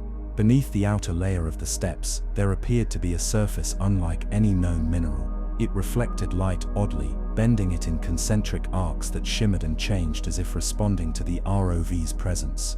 The term metamaterial was used once in a debrief. Another scientist described it as a mirror built to look back. 3 minutes later, the ROV lost power completely. No warning, no surge, just instant, absolute silence. The cable retrieved only the dead weight of the machine. When it was hauled back onto the vessel, its interior was pristine. No water damage, no pressure deformation. Yet every circuit was fried. Its data drives were erased, not corrupted, erased, as though something had overwritten them on a physical level. What followed was a complete shutdown of the mission. The team was ordered to dock and disband under government directive. Their official report was altered to exclude the staircase. All footage of the glowing cracks was confiscated, and the trench was added to a list of off-limits zones for civilian researchers. No one has returned since, but occasionally strange anomalies still surface. In 2018, a deep-sea hydrophone array operated by a Norwegian seismic monitoring station detected a tremor deep in the Pacific. Not a quake, there was no land movement, but a sound, a deep harmonic tone echoing at precise intervals. Every 61 seconds, when traced, the sound originated from the exact coordinates of the glowing steps. Some now believe the structure was never part of the trench at all, that it was placed there, that the so-called staircase is not a geological feature, but a form of interface, something meant to communicate not with us but with something else. A few, more cautiously, think of it not as a device, but as an entrance, and perhaps it has been closed for a very long time. Or perhaps, it's beginning to open. Part 21. The Vault Beneath Bouvet Island. There is perhaps no place on Earth more isolated than Bouvet Island, a small volcanic landmass lost in the South Atlantic Ocean. It sits thousands of kilometers from the nearest inhabited location, far from any trade route, radar sweep, or rescue range. It's unclaimed, frozen, battered by endless storms, and technically belongs to Norway, though no one lives there. Just rock, ice, and the whispering winds of the southern latitudes. And yet, in 1964, the British Royal Navy photographed something that was not supposed to be there: a lifeboat. The boat had no name, no flag, no identifying marks. It was discovered half buried in snow along the island's eastern shore, upright, pristine, and clearly recent. Inside were oars, a barrel of fresh water, a small crate of survival rations, and a radio. No signs of distress, no footprints, no bodies, no indication of how it had arrived in one of the most inaccessible regions on the planet. The report was logged, but no follow-up expedition was ever sent. Official records list the case as anomalous but non-threatening, and for decades it was forgotten. Then, in 2001, a joint scientific team from South Africa and Norway conducted a geological survey of Bouvet's volcanic structures. Using ground-penetrating radar to scan beneath the ice shelf that extends along the island's southeastern side, they detected something impossible. At a depth of 30 meters beneath the glacial crust, surrounded by solid volcanic rock, was a void, rectangular in shape, perfectly aligned along a true north axis, and measuring nearly 40 by 70 meters. A chamber, artificially shaped, sealed shut by the compression of centuries, and echoing back strange metallic reflections unlike anything expected from stone or ice. Accessing the chamber proved impossible without a full excavation team, which was denied by environmental protections placed on the island. Still, several underground thermal scans were conducted from surface boreholes drilled above the site. The The results were chilling. The temperature inside the chamber was 3 degrees warmer than the rock surrounding it. Consistent, stable, as though whatever was inside was generating heat, or worse, preserving it. Whispers began to circulate. Some believed it was an old military installation from the Cold War, perhaps abandoned and buried in secret. Others suggested it might be natural, a lava bubble or gas chamber misinterpreted by poor instruments. But one researcher, Dr. Lise Amundsen, proposed something far more unsettling. In a confidential paper never published but leaked years later, she theorized that the structure matched the dimensions of a known underwater anomaly, the Weddell signature, a sonar structure buried in the southern trench that had emitted strange pulses decades earlier. The shape, orientation, and electromagnetic resonance were nearly identical. Her implication was clear: whatever was under Bouvet Island was connected. And then the signals began. In early 2002, less than 6 months after the thermal scans, automated ocean buoys stationed around the South Atlantic recorded a low-frequency hum at intervals of 12 hours. Too faint for human ears, it vibrated through the ocean like the song of a dormant machine. The source was triangulated, and every reading pointed directly at Bouvet Island. The signal pulsed in cycles of 13 notes, followed by silence. A sequence. Not random, not organic, something designed. Attempts to dig deeper into the ice were halted almost immediately by weather conditions, sudden storms and gale-force winds that battered the island for weeks. Equipment vanished, tents were shredded. A support vessel anchored offshore reported electrical interference and sudden mechanical failure, as if magnetized fields had erupted from below the surface. With no official explanation, the expedition was called off. When the team returned to Cape Town, most of the data was missing. To this day, the chamber has never been opened. But in 2011, a Russian submarine performing an unrelated polar expedition passed within 30 nautical miles of the island. Its sonar array recorded a sudden pressure fluctuation, a brief but massive shift in the ocean current that rose vertically from the seafloor, directly beneath Bouvet. The crew described it as a column of water rising without cause, like a release of energy from below. The disturbance lasted 7 minutes. Then nothing. Whatever rests beneath that lonely island does not want to be touched, and perhaps it is not waiting to be found, but remembered. For the shape beneath the island is not new. It is old.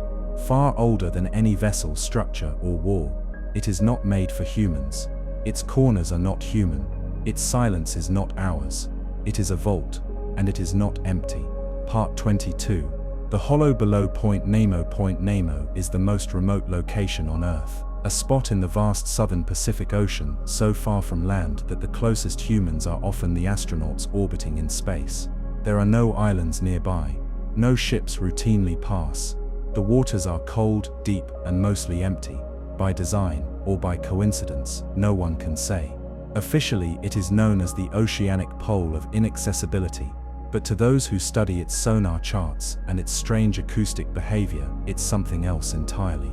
A place where sound behaves wrong, where pressure doesn't match depth, and where in the summer of 1997, the United States National Oceanic and Atmospheric Administration recorded something that should not exist. The sound was later dubbed the bloop. It was massive low frequency, and so loud it was detected by multiple sensors over 5,000 kilometers apart. For context, no known animal, not even a blue whale, could generate such a signal, and certainly not from that depth.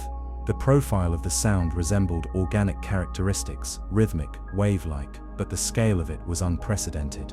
It didn't roar, it rose, as if something had awakened beneath the seafloor itself and exhaled slowly through miles of water. Some suggested underwater icequakes, others submarine shifts or thermal vents. But none of those theories accounted for the regularity, the strange harmonic signature, or the directionality of the sound. It came not from the seafloor, but from below it.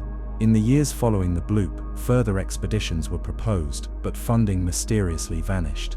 Naval interest increased quietly. Satellite passes over the region were doubled. But on the surface, nothing was said. Then in 2013, a private deep-sea exploration firm, Oceanus Limited, attempted a private survey of the area, sending down a probe rated for full ocean depth. They had outfitted it with reinforced hull plating, redundant power cells, and experimental long-distance data transmission systems, capable of maintaining contact even under extreme signal degradation. The mission was to collect seabed samples, but the probe never reached the seabed. At just over 4,000 meters, the vehicle began transmitting data inconsistent with oceanic pressure models. The water pressure was decreasing, not increasing. A brief moment of chaos filled the control room. The readouts were wrong, flipping. The bathymetric sonar showed a sheer vertical drop, a hollow hundreds of meters wide and completely black. No walls, no bottom. A hollow space in the crust of the Earth itself. Inside that hollow, the probe's lights reached nothing. Just particles. Suspended silt. Empty space. Then came the interference. A dull pulse that swept across the sensors every 11 seconds, wiping clean the video stream. The audio feed followed, replaced with a faint, intermittent clicking, like a machine powering up from an age we'd forgotten. And then, silence. No data returned, no signal. Oceanus Limited issued a press statement, blaming equipment failure. But anonymous leaks revealed the truth. The probe was never found. Not even the tether cable remained.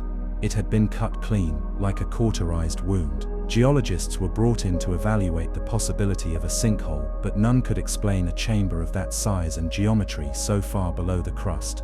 Volcanic theory failed under scrutiny. The temperature was too stable. No gas signatures. No seismic activity.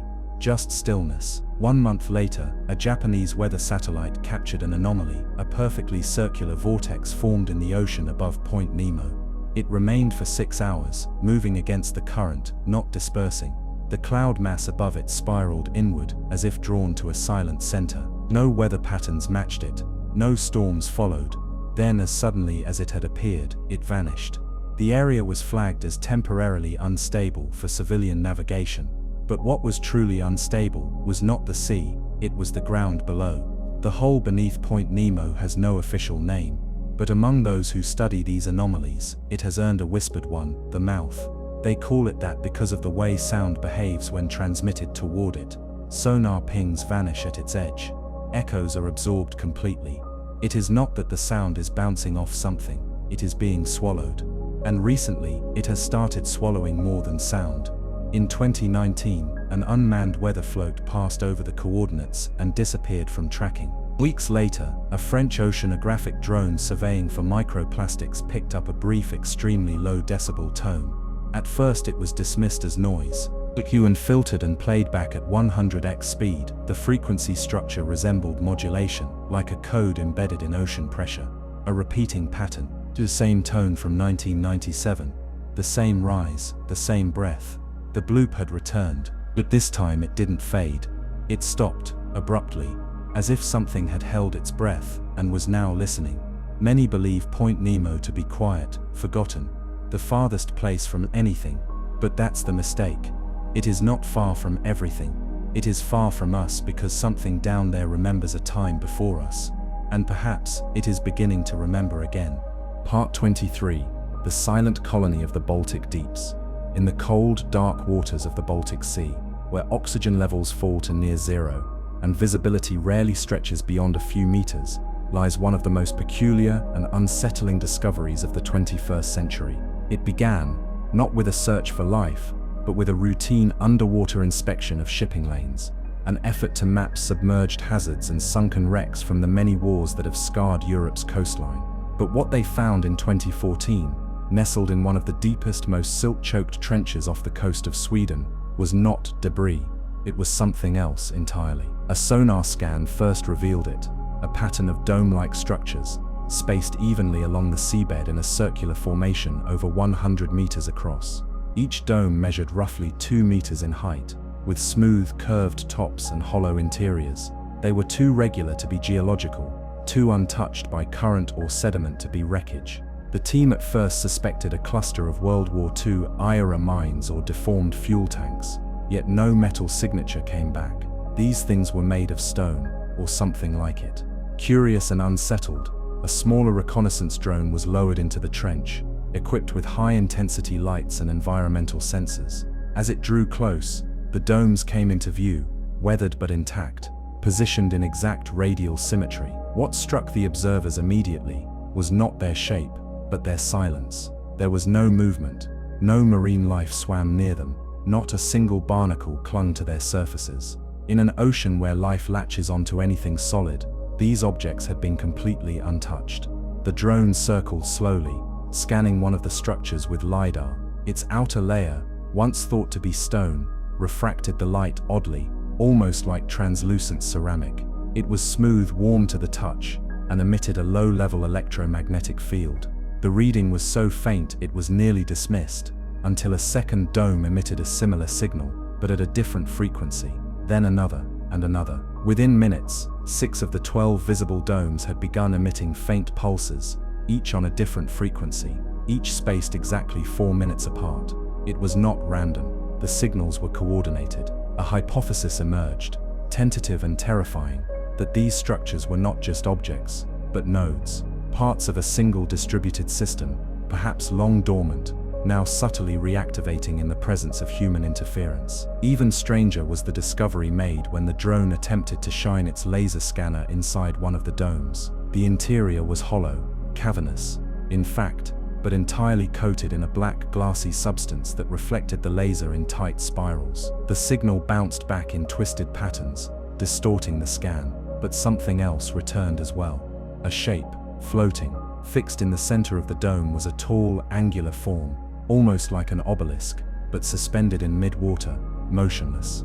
Its surface was entirely smooth, but the shape itself appeared to change slightly depending on the viewing angle. The operator called it a shadow wrapped in metal. The scan lasted 17 seconds before the drone's feed began to blur. Not fade, blur, as though the pixels were shifting out of alignment with reality itself. The audio picked up nothing, except a rising hum, like pressure building in a sealed chamber. Then, with no warning, the drone's control system froze. The lights cut out. Data stopped transmitting. It was 2 hours before they were able to retrieve the drone.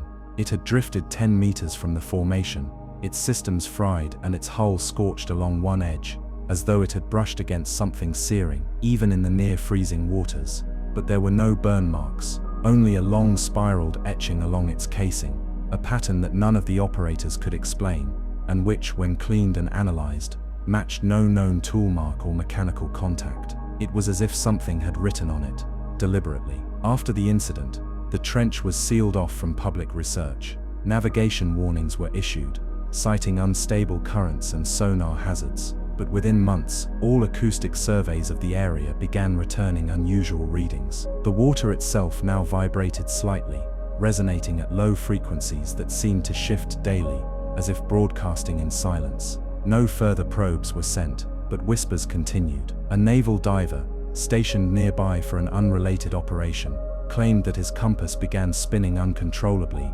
once his vessel entered the zone, then stopped suddenly, pointing straight downward. An environmental monitoring buoy stationed just outside the perimeter vanished for 72 hours, only to reappear hundreds of kilometers away, completely intact, but with its GPS system wiped and internal clock reset to a year in the past. The Baltic structures remain unexplained. Some believe they are an ancient warning system, reacting to disturbance. Others think they were once part of a buried technology, something not of this age. But there are those who fear something else entirely, that these domes are not relics, not transmitters, not monuments. They are dwellings, houses not for the living, but for something that sleeps beneath the crust, something whose shape does not match the physics of our world, and that perhaps in approaching them we did not awaken a signal. We knocked, and whatever heard it is deciding whether to answer. Part 24. The Fisherman's Abyss. In a quiet coastal village on the northern edge of Japan's Honshu Island, the sea has always been both a provider and a threat. Generations have lived and died by the rhythm of the waves, respecting the ocean not with fear, but with a reverence passed down through whispered stories and rituals no longer fully understood. Among these traditions was a curious practice. Each spring, the oldest fisherman of the village would take a small wooden charm, painted with crude black waves and a crimson dot at its center, and drop it into the water at a specific point off the coast. No one was allowed to fish within 500 meters of that spot. The elders called it Umi no Kuchi, the mouth of the sea.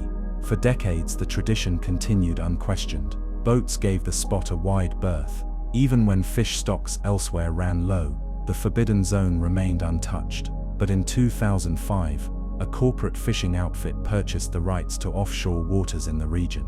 Lacking any knowledge of the old customs, or perhaps simply unwilling to entertain them, they sent a pair of trawlers into the exclusion zone on a calm spring morning. The waters were still, the sun warm, and for 3 hours, nothing went wrong. Then the radio signals stopped. The support vessel, stationed just beyond the edge of the zone, attempted to re-establish contact. No distress calls had been made, no signals received. When a scouting craft reached the last reported coordinates, it found only one of the trawlers, empty, drifting in slow circles, its nets severed cleanly, as if sliced with something impossibly sharp. The second ship was never recovered. Inside the remaining trawler, investigators found signs of confusion and abrupt evacuation: a spilled thermos, a life jacket half worn, an untouched cup of tea still warm in the cabin, but no damage, no blood, no crew. It was as if the men aboard had vanished in the middle of routine tasks. The ship's black box offered only 5 seconds of static before shutting down completely at 10:42 a.m., followed by a brief low humming sound too deep for any mechanical source. Then nothing. When word reached the village, the elders were silent. One of them, an 89-year-old man named Daichi, was seen standing at the pier that evening, holding a second wooden charm in his hand. He whispered something to the sea, then walked back home and did not speak again for 3 days. After pressure from the company, an exploratory submarine was deployed to investigate the seafloor around the coordinates. What it found remains partially classified, but leaked documentation paints a deeply unsettling picture. Roughly 300 meters below the surface, the submersible encountered a narrow chasm, less a trench than a wound, stretching for several hundred meters across the seabed, and plunging beyond the sub's operational depth. The walls of the fissure were not jagged, but unnaturally smooth, almost polished, as if bored out by some massive instrument or creature. Along the rim of the chasm, embedded in the silt, were objects, not rock, not metal, organic. Large calcified pods with grooves running down their length, each the size of a man. They pulsed faintly, in time with an unknown rhythm emanating from deeper within the abyss. One of the crew members likened them to sealed eyes, waiting to open. Before the team could collect samples, the sub's external lights flickered, the camera feeds blurred. A low-frequency resonance began distorting the internal instruments, rising in amplitude until the commander ordered an immediate ascent. As they rose, the sonar array caught a final reading, a massive object, rising slowly from the chasm beneath them, then turning away. The crew was recovered safely, but 2 members refused to speak after the dive. One resigned from oceanic research altogether. The other disappeared 6 months later during a solo diving expedition off the Philippines. His logbook ended with a single line: "I've heard it again. The sound that isn't sound." After the incident, the fishing company quietly abandoned the operation. Legal records were sealed. The village resumed its tradition the following spring, dropping the wooden charm once more into the ocean, just beyond the pier, as they had for centuries. But now something had changed. For weeks after the failed expedition, villagers reported strange dreams, visions of underwater cities built from impossible geometry, where towers floated upside down and windows looked inward. Others claimed to see lights beneath the waves at night, forming spirals, pulsing in silent communication. One fisherman claimed that when he dropped his line too close to the forbidden zone, the water beneath his boat darkened, not like a shadow but like a presence, stretching outward in all directions. The sea had always been a living thing, but now it was watching, and the villagers understood something they had perhaps forgotten. The charm wasn't a ward, it was an offering, a recognition, a message, not of fear, but of respect, because beneath that chasm, in the cold and crushing dark, something vast and ancient still sleeps. And like all ancient things, it does not rise for noise, it rises for silence that is broken. It wakes not because we speak too loudly, but because we forget why we were quiet to begin with. Part 25. The Lights That Shouldn't Exist. In 2011, a team of oceanographers from the British Geological Survey partnered with an international deep-sea monitoring program to study bioluminescent patterns in the southern Indian Ocean. The project was straightforward: deploy sensor buoys and submersibles to chart how various species used natural light at extreme depths, data that could offer insight into both evolutionary biology and potential applications in low-energy underwater navigation systems. But on the 43rd day of the expedition, during a routine drone descent near the 90 East Ridge, they captured footage that even the most conservative scientists on board would later call unexplainable. At approximately 3,800 meters below sea level, the drone passed through a mid-water zone where very little light exists. The pressure at this depth is crushing. Temperatures barely hover above freezing. Most known life here is either gelatinous or microscopic fragile things adapted to the void. But as the drone moved forward, something illuminated the trench ahead. A line of light, not flickering like jellyfish or plankton, not the occasional strobe of an anglerfish lure. This was structured, patterned. 24 points of blue-white light emerged from the dark in perfect symmetry, each about 2 meters apart, hovering motionless in the water column. They were spaced too evenly to be alive, but moved too subtly to be mechanical. As the drone approached, the lights began shifting, very slowly, adjusting position just enough to maintain a perfect circular formation around the drone's trajectory. The team in the control room watched in stunned silence. Then one of the lights vanished, not blinked out, folded in on itself like a reflection being pulled beneath a curtain. A moment later, another light disappeared, then another. The drone's sensors began recording fluctuations in local magnetic fields, followed by an inexplicable drop in external pressure, despite the descent continuing. At 4,020 meters, the drone's depth gauge flatlined. Suddenly, the lights returned, all at once. But now, they had formed a vertical corridor, stretching downward like a tunnel of stars, each point of light suspended in absolute stillness. And at the base of that corridor, through the haze and particulate, the team saw a shape. It wasn't clear, nothing in the deep ever is, but it was immense and wrong. A silhouette too symmetrical to be coral, too curved to be rock, and too vast to be animal. It pulsed, once, in a way that sent shockwaves through the drone's camera feed, not visually, but electrically. The data stream blurred, but one frame remained, one image, a smooth structure, perfectly black, ringed in lights that did not reflect, but seemed to consume color. The crew paused the stream and enhanced the image. They counted 11 visible lights in a spiral around the central form, each the exact same hue and intensity as the ones encountered earlier. One researcher described it as a cathedral built for something that doesn't believe in physics. And then the lights began to rise, not flicker upward, not swim, but rise, as if lifted by invisible threads. They passed the drone in silence, unaffected by the current. One even paused, hovering no more than 3 meters from the lens, and rotated slowly, revealing not a solid form, but an empty ring, filled with swirling vapor that did not disperse in water. The vapor moved like a cyclone, reacting to nothing. The light inside was constant. Then, without warning, all of them vanished. The sonar blanked. The drone shut down. When retrieved hours later, the vehicle was intact, but cold, colder than the surrounding seawater. The internal temperature was several degrees below freezing, with no signs of how such a state could be achieved. The black box recovered from the craft still functioned, but its final recordings, both video and telemetry, showed gaps. Timestamps leaped, frames repeated. Audio logs played back a sound like tearing cloth, and something deeper underneath, like breathing slowed 1,000 times. Back on the surface, the crew debated releasing the footage. It was too strange to be hoax, too structured to be dismissed, but they feared ridicule, and more than that, they feared attention. The lights had behaved with intelligence, not aggression, not fear, observation, analysis, like a patient curiosity.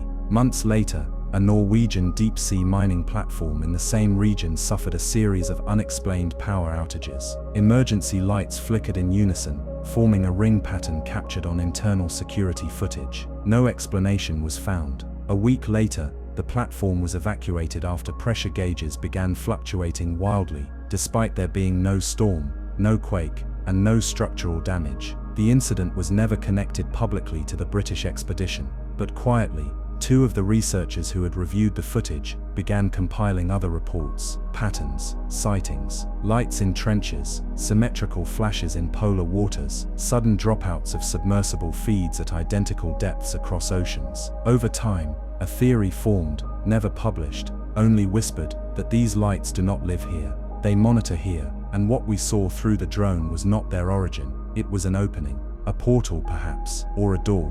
But the lights were not the door. They were the locks, watching, waiting, reacting only when tampered with. So now, when a sonar pulse returns nothing, when pressure readings fail, and lights flicker in sync, those who know the pattern do not panic. They go quiet. They stop movement. They wait, because the locks are still there, just beneath the edge of our awareness, keeping something vast and unspeakable from rising. And if they ever unlock, the lights won't return. They'll scatter, because whatever was behind them won't need protection anymore. It will already be free. Part 26. The chamber below Scotia Ridge, south of the tip of South America, past Cape Horn's Rage, and the convulsing Southern Ocean, lies one of the least understood regions on Earth. The Scotia Ridge, stretching like a submerged spine between Antarctica and the South Atlantic, this chain of underwater mountains and trenches hides a landscape as alien as any planetary surface. For most of history, this region was avoided, not out of fear, but futility. The waters were too cold, too violent, and the terrain too erratic for sustained exploration. But in 2018, a joint research expedition from Chile and Germany embarked on a project to map geothermal activity along the ridge, believing the extreme pressures and volcanic vents might yield insight into early life on Earth. The mission was equipped with advanced autonomous rovers, machines capable of descending to nearly 5,000 meters, equipped with seismographs, laser scanners, and heat sensors. The objective was simple: find stable geothermal pockets and collect sediment samples from deep fissures. For the first few weeks, the dives returned unremarkable results: fields of pillow lava, thermophilic microbes, and the usual clusters of vent shrimp and tube worms clinging to cracks in the earth. Then one of the rovers, designated ARGEOS-9, descended into a trench that had not been visible on any previous maps. The chasm was narrow, framed by cliffs that looked almost architectural in their symmetry. ARGEOS-9's cameras recorded vertical walls with striations that repeated every few meters. Not erosion, not randomness, but rhythm, patterns. The walls appeared scorched, stained black by mineral flow. Yet within that darkness, faint traces of color shone: purples, golds, deep blues, like minerals fused under impossible heat. The deeper the rover went, the more silent the sensors became. Not quiet, silent. The ambient hum of tectonic motion faded. Magnetometers dropped to null. Even the normally chaotic bubble streams near hydrothermal vents ceased entirely. The environment was not dead. It was waiting. At 4,200 meters, the trench opened into a hollow cavity, a massive dome-shaped chamber estimated to span over 2 kilometers in width. It defied tectonic logic. Cavities of this size shouldn't exist at such depth without collapsing under pressure. But this one held, perfectly symmetrical. The walls of the chamber were smooth, not eroded or jagged, and entirely lined with hexagonal panels, each roughly the size of a man, each set flush into the surface like tiles. Many were cracked or blackened, but others gleamed faintly with iridescent luster, reflecting the drone's light in shifting spectrums. It was not volcanic, it was not sedimentary, it was constructed. The team on the surface watched in silence as ARGEOS-9 moved slowly through the chamber. The only sound a soft, consistent sonar ping marking its navigation. It reached the center, where a large platform rose gently from the seafloor, just 2 meters tall and flat as a mirror. Resting atop it was a single object, an obsidian-like monolith, 8 feet tall, perfectly smooth, and embedded with channels that shimmered faintly, like veins of gold. The structure bore no language, no symbols, just grooves and shallow depressions, laid out in a pattern that mirrored no known writing system, but evoked something nonetheless, something that made several of the researchers feel uneasy in their chest, like a distant memory being pulled from a place they couldn't name.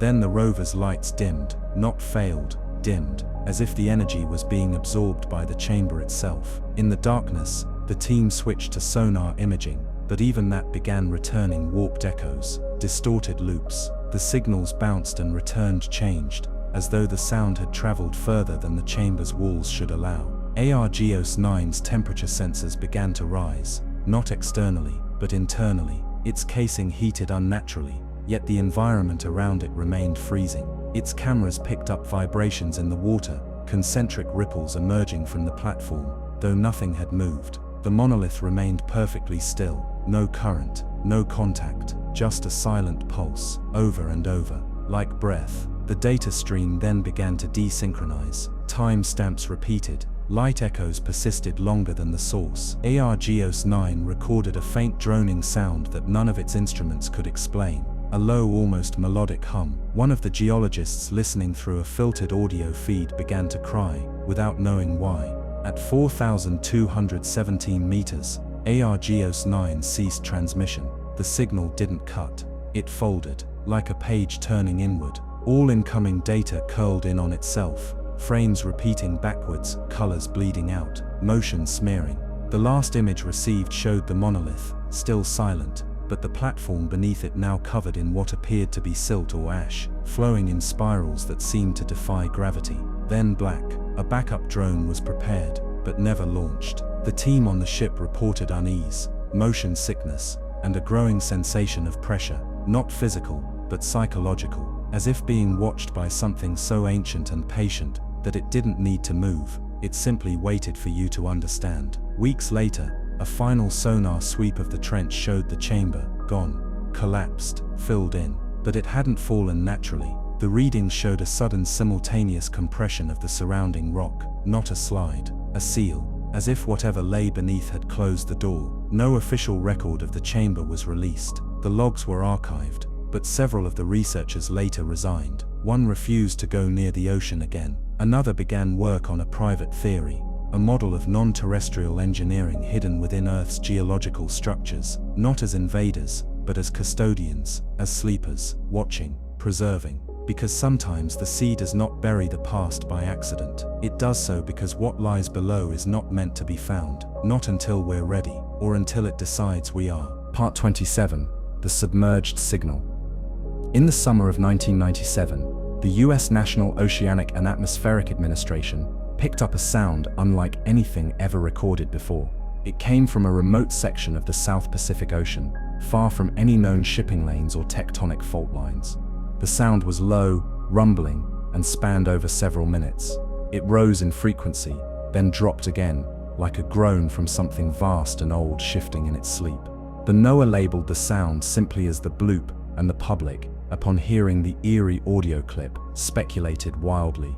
Giant squid, prehistoric leviathans, perhaps even unknown suboceanic civilizations.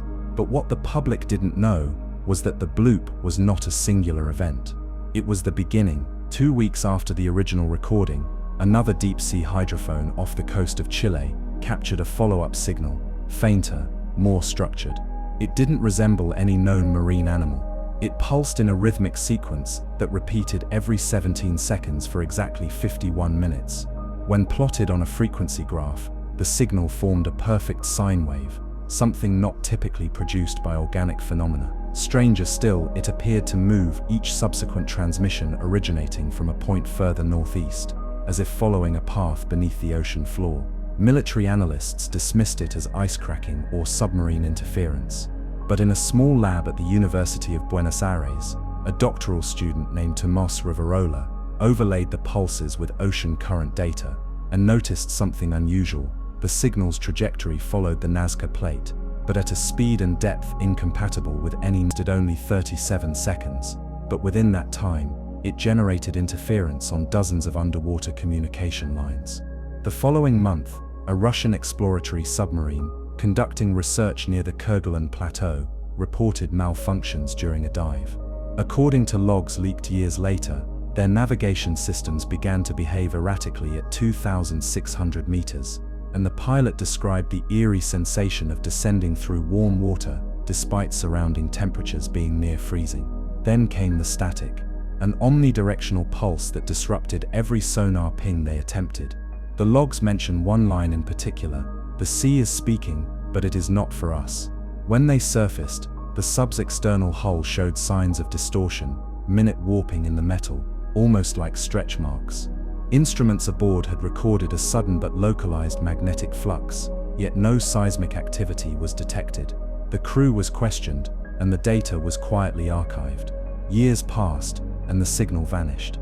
Until 2011, that year, a scientific vessel equipped with next-gen hydroacoustic monitoring systems recorded a new sound near the original bloop site, similar but slower. The wave pattern was broader, the frequencies deeper. This time, however, there was a pattern of interruptions, gaps between pulses, tiny but consistent, each separated by 0.33 seconds. Interruptions, when isolated and sped up, formed bursts that bore a striking resemblance to early computer punch card code. Someone, something was transmitting. The message was undecipherable, but it repeated in cycles. 3 long pulses, one short, a long pause, and then what seemed like an echo.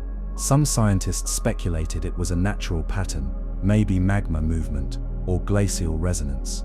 But a few, working quietly in isolation, proposed something darker. A buried object beneath the seabed was waking up, and what they were recording wasn't a voice or a roar. It was a handshake, a protocol, one that expected a response. The location of the 2011 signal was directly above a seafloor anomaly, a perfectly circular depression nearly 14 kilometers wide, invisible until satellite imaging improved a year later. No volcanic activity surrounded it. No tectonic fault explained its shape, and more strangely, it had changed slightly in elevation over the last 2 decades, rising by less than 10 centimeters, as if something beneath it was growing or breathing. In 2013, all signal activity ceased, until a naval vessel patrolling the Drake Passage reported a sonar anomaly, an impossible hole in the water, not an object, an absence, as if a massive body had moved through the ocean. Only one copy of the most recent waveform remains. And when you overlay it with an expanded version of the original bloop, the waveforms align, not perfectly, but like 2 halves of a conversation. The ocean has always been alive, filled with voices, some gentle, some violent, some unknowable. But this voice was not like the others. It didn't scream, it didn't sing, it called, once, then again, and now, it waits.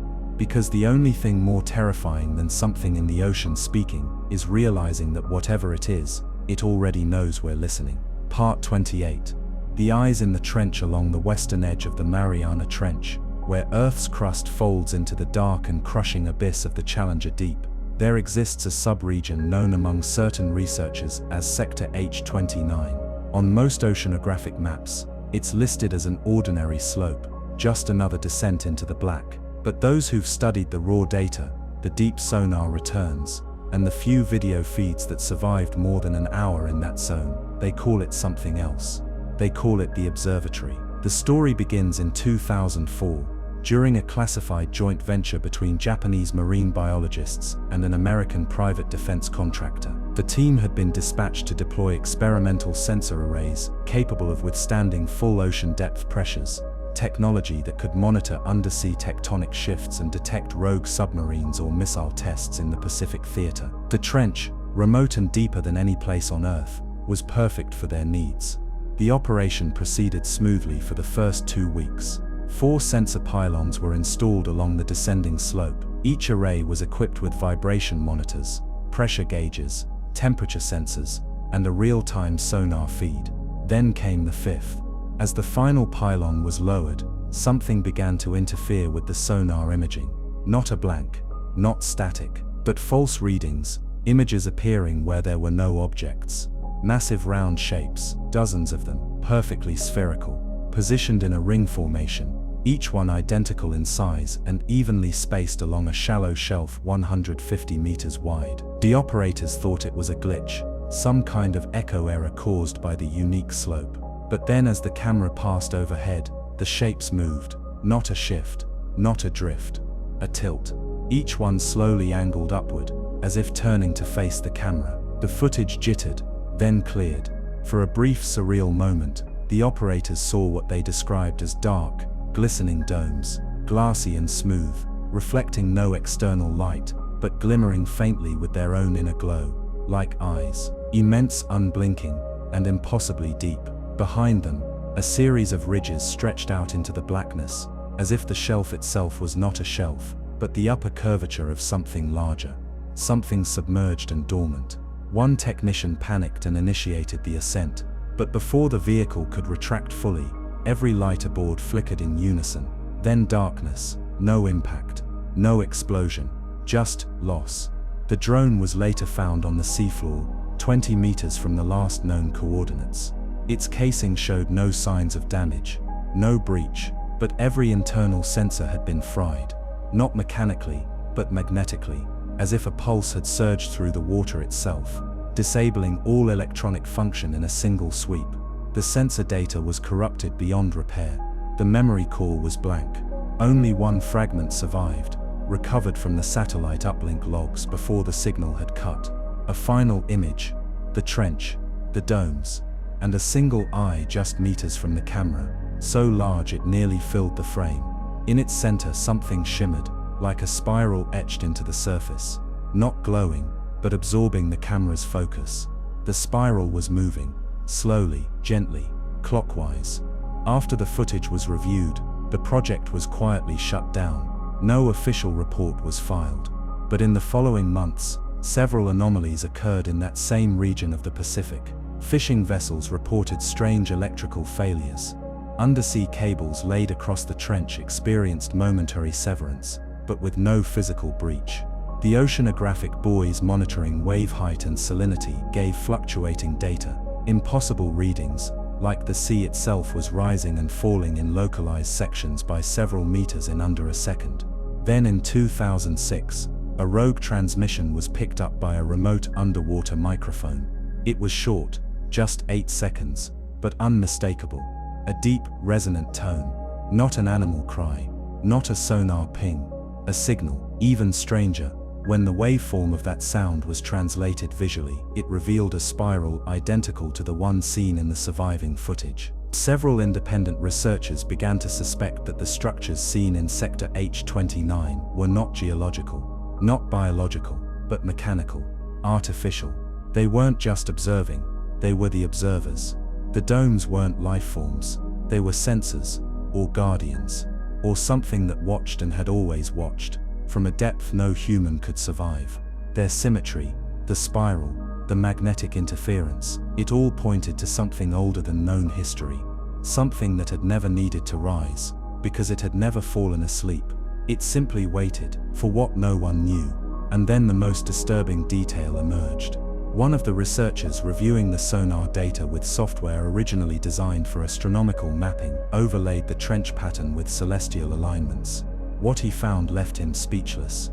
The positioning of the spheres, the eyes, matched the layout of the stars in Orion's belt as seen from 12,000 years ago. A pattern embedded in the deepest part of Earth that reflected the sky. Not by coincidence, by design. Something beneath the ocean had placed itself there as if watching both above and below. A mirror between the cosmos and the trench. And if it was watching, it must also be listening. And if it was listening, then one day, perhaps very soon, it may choose to respond. But whether that answer will come from the sea or from the stars, no one can say. Part 29. The ship graveyard beneath the Black Current. In a remote stretch of ocean between New Zealand and Antarctica, there exists a flow of water so dense, so cold, and so fast that it defies easy comprehension. The Antarctic Circumpolar Current, the strongest and most voluminous ocean current on Earth, moves more water than all the world's rivers combined, and somewhere within its grip lies a corridor known only in confidential hydrographic circles as the Black Current. It's a narrow band of water, only a few hundred meters wide, where the velocity spikes unpredictably, and objects entering the zone have been recorded accelerating far beyond predicted drift patterns. Not everything caught in its pull returns. This current has long been whispered about among mariners. Sailors of the 1800s described eerie waters in those southern latitudes where compasses spun and birds vanished. One ship, the Delphina, vanished in 1847 without a trace, only to be discovered 140 years later by a Norwegian research vessel lying upright on the ocean floor, its masts and hull entirely intact, its copper fixtures unoxidized, its sails still wound and preserved in strange rubbery condition. Inside the cabin, logbooks were found waterlogged but legible. The final entry read, "Wind died, all still." Current beneath us now moves like no river I have ever seen. We float, but the sea is hollow. The black current wasn't officially charted until 1992, when a series of deep drifting sensor probes from the French Ifremer Institute went off course and vanished from telemetry mid-transit. When later scans were done of the area using sonar arrays from a nearby oil exploration project, they discovered what appeared to be an underwater canyon filled with hundreds of large metal objects. Initially assumed to be geological features or debris from naval exercises, closer analysis revealed the unmistakable outlines of hulls, keels, and rusted towers. Ships. But these ships spanned centuries. There were World War I destroyers, merchant vessels from the 1800s, even what looked like a modern container freighter that had supposedly been lost in the Indian Ocean in 1987. None showed signs of violent sinking. No hull breaches, no scorched plating, no signs of implosion. They were simply placed there, arranged in a pattern that no tide or random current could explain, bow to stern side by side, as if part of some forgotten undersea museum curated by a force with an obsession for lost vessels.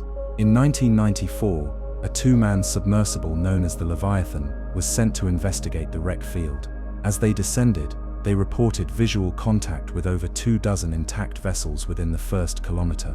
Their external lights revealed a bizarre uniformity. Many ships, though from different eras and regions, appeared clean, free of barnacles or corrosion, as if preserved by some chemical process in the water. The deeper they traveled, the more surreal the scene became. Portholes on some ships were open, not shattered. Ladders extended as if recently climbed. One vessel had ropes still swinging gently, untouched by current. No marine life was present. No fish, no plankton, nothing.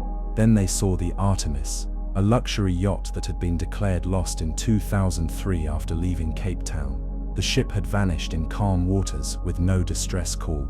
But here it lay, upright, its windows intact, its deck chairs in place. The submersible approached cautiously and shone its light through the main cabin window. There were people inside, not moving, seated. Three forms, skeletal but clothed, upright in their chairs around a dining table, plates still on the table. One figure's hand rested on a wine glass that had not tipped. A single bottle of Merlot floated just above the table, suspended by a subtle updraft of current that did not ripple the surface of the wine within it. The subcrew froze, stunned. The pilot described it later as like walking into a memory someone forgot to end. Suddenly, the sub's communications cut out, not gradually, not with distortion, just silence. Their instruments went blank for exactly 17 minutes. When the feed returned, the submersible had moved by 800 meters. No collision had occurred, no propulsion was used, but the vessel had changed orientation. It was now facing directly east, toward a low ridge in the trench. The sonar had labeled as unremarkable, only it wasn't, because something was glowing there. A horizontal fissure in the rock, barely a meter high, stretching 40 meters across. Within it, a pulsating blue-green light, faint but rhythmic, like a heartbeat. The pilot tried to maneuver the sub closer, but their controls became sluggish. The craft responded with a delay, like it was wading through molasses. The lights on the outside dimmed, not from battery loss, but as though the surrounding water itself had thickened, absorbing the glow. They did not go further. When they surfaced, the crew had no recollection of the final 6 minutes before the signal returned. The recorded footage simply showed the sub stationary, pointing toward the glowing crevice. A deep oscillating hum was captured on the audio channel, too low for the human ear, only discovered in post-processing. The waveform matched no known natural phenomenon. Back on land, the pilot developed acute insomnia. He claimed that whenever he began to fall asleep, he would hear the creaking of ship hulls around him, not his own, others, hundreds, moaning faintly, as if shifting in their sleep beneath miles of water. Years later, when asked whether he believed the black current was a natural anomaly, he answered only once, with a whisper, "No, it's a gate to what remains unknown." But it is a fact that satellites tracking missing vessels still register occasional blips near the trench, ghost echoes. One particularly disturbing case involved a cruise ship lost in 2014, which pinged a GPS beacon for 3 seconds from within the Black Currents region. 2 years after it disappeared. The ocean does not give up its dead easily, but in that place it doesn't even drown them. it keeps them, as if it's building something, as if it's waiting for more. Part 30. The Vault Beneath Bouvet Island. There is perhaps no place on Earth more isolated than Bouvet Island. A small volcanic landmass lost in the South Atlantic Ocean, it sits thousands of kilometers from the nearest inhabited location, far from any trade route, radar sweep, or rescue range. It's unclaimed, frozen, battered by endless storms, and technically belongs to Norway, though no one lives there. Just rock, ice, and the whispering winds of the southern latitudes. And yet, in 1964, the British Royal Navy photographed something that was not supposed to be there, a lifeboat. The boat had no name, no flag, no identifying marks. It was discovered half buried in snow along the island's eastern shore, upright, pristine and clearly recent. Inside were oars, a barrel of fresh water, a small crate of survival rations, and a radio. No signs of distress, no footprints, no bodies, no indication of how it had arrived in one of the most inaccessible regions on the planet. The report was logged, but no follow-up expedition was ever sent. Official records list the case as anomalous but non-critical. The island, with its cliffs and glaciers, remained untouched by human hands for decades afterward. But rumors circulated. In 2001, a Norwegian research team planned a full survey of Bouvet. Their mission was to assess environmental shifts and chart potential for a long-term autonomous weather station. But when they arrived, they discovered something missing from all previous satellite scans: a cave. It was narrow, nearly hidden behind a curtain of ice. They named it simply Entry Point A. Deep within the passage, they found signs of stonework, not natural, worked, smooth as a cross, matte black, and perfectly smooth. It reflected no light. Instruments failed to register any weight, temperature, or material consistency. The sphere seemed to absorb everything: sound, light, even time. Watches worn by the researchers reported conflicting durations. Cameras malfunctioned near it, and when one scientist tried to lift it, she described the sensation not as pressure or resistance, but as if her hands had passed through time itself, like touching a memory. Terrified, the team sealed the chamber and agreed to report it as a collapsed lava tunnel, too unstable for occupation. But one of the crew members, a geologist named Søren Lindstrøm, leaked fragments of the expedition logs before disappearing in 2003. His last known communication was a handwritten letter sent to his sister. In it, he wrote, "They've been here before us, long before. Bouvet is not just an island, it's a keyhole, and someone is holding the other key." Years later, in 2016, a private satellite company unintentionally captured a thermal anomaly over Bouvet Island, one that showed a distinct heat signature radiating from beneath the surface, despite it being the dead of winter. The heat pulse lasted 17 seconds, then nothing. Some theorists believe the sphere is a form of artifact, like a beacon or black box, placed eons ago, long before humans charted the sea. Others suggest it's a form of technology, designed to remain hidden until a certain event or alignment. The geometry etched on the vault walls has been compared by fringe researchers to star maps, with particular focus on the constellation Eridanus, a river in the sky, associated in myth with the underworld. What makes the Bouvet vault so haunting isn't just its construction, it's the silence that surrounds it. No nation claims responsibility. No follow-up missions have been launched. The cave is not marked on any official geological survey, and the one video that once circulated online, blurry and unconfirmed, showing what appears to be the obsidian pedestal, was scrubbed from the internet within 48 hours. Those who believe the vault is real whisper that it was placed there to be found, but not opened, because what lies beneath Bouvet Island isn't just a relic. It may be a mechanism. Or worse, an anchor, not for us, but for them. Whoever, or whatever, they were.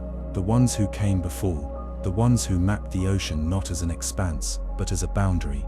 A sealed perimeter, one that must not be breached. And yet if the sphere is waking, if the pulses are real, then the lock may be turning, and something from beneath the ice may soon be ready to return. Part 31. The lights beneath Lake Vostok.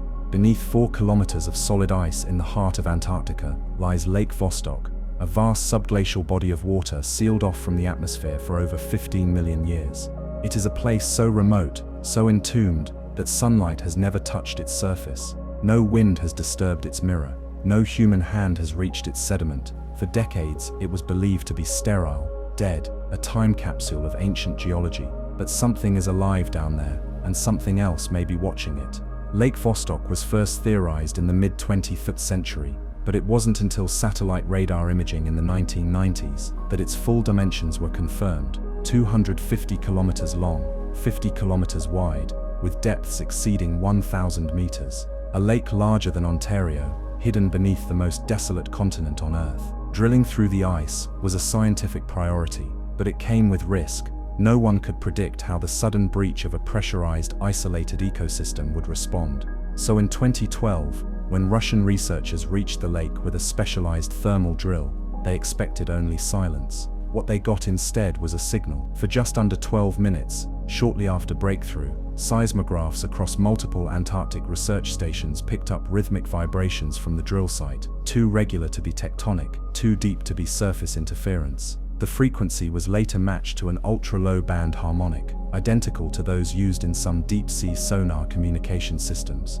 Except it wasn't sent out. It was received. The lake responded. A few days later, as the team began processing ice cores drawn from just above the water interface, a technician reported seeing a flash of green light underneath the ice. He was alone in the observation module, and the phenomenon lasted only seconds.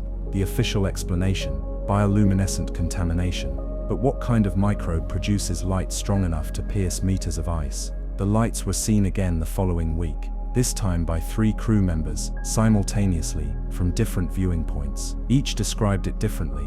One said it pulsed like a heartbeat, another said it shimmered like a net of stars, the third said it resembled eyes, slow blinking and submerged in a current that didn't ripple. Then came the disappearance. A biologist assigned to the expedition, Dr. Yuri Vasiliev, was last seen entering the subterranean lab station alone. He never came out. No distress signal was sent. The door was sealed from the inside. When finally forced open, the room was empty. No signs of forced exit. No evidence of trauma. His suit, boots, and breathing gear were still hung neatly. His notebook was left open on the desk. It contained only 3 words: "They are listening." The Russian government immediately halted the operation and issued a moratorium on all further drilling. But the station's sensors remained active, quietly collecting data. Over the next 6 months, patterns emerged, subsonic pulses, rising in complexity. The lake was not dead, it was aware. Theorists began to speculate. What if Lake Vostok is not just a body of water, but a form of repository, a vault, or worse, an incubation chamber? Life forms sealed beneath the ice, not as survivors of ancient time, but as something placed there, preserved. Some believe the lake is part of a global system, a planetary network of deep aquatic nodes, each one buried beneath layers of pressure and isolation, designed to awaken only under specific conditions. The spiral markings seen in other anomalies, like Bouvet Island, match the swirling thermoclines within Vostok. Some have even argued that these lights, seen beneath the ice, mirror constellations. But the lake is a mirror, not of biology, but of geometry.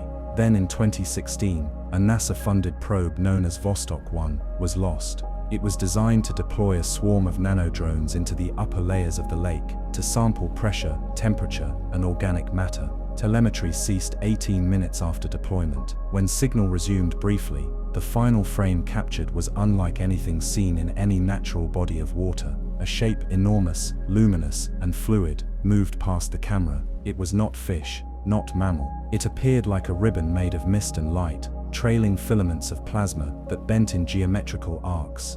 As it passed, the signal did not distort, it harmonized, as though it had been expecting the probe. And then the lake went quiet. No pulses, no light, no anomalies. For over a year, nothing.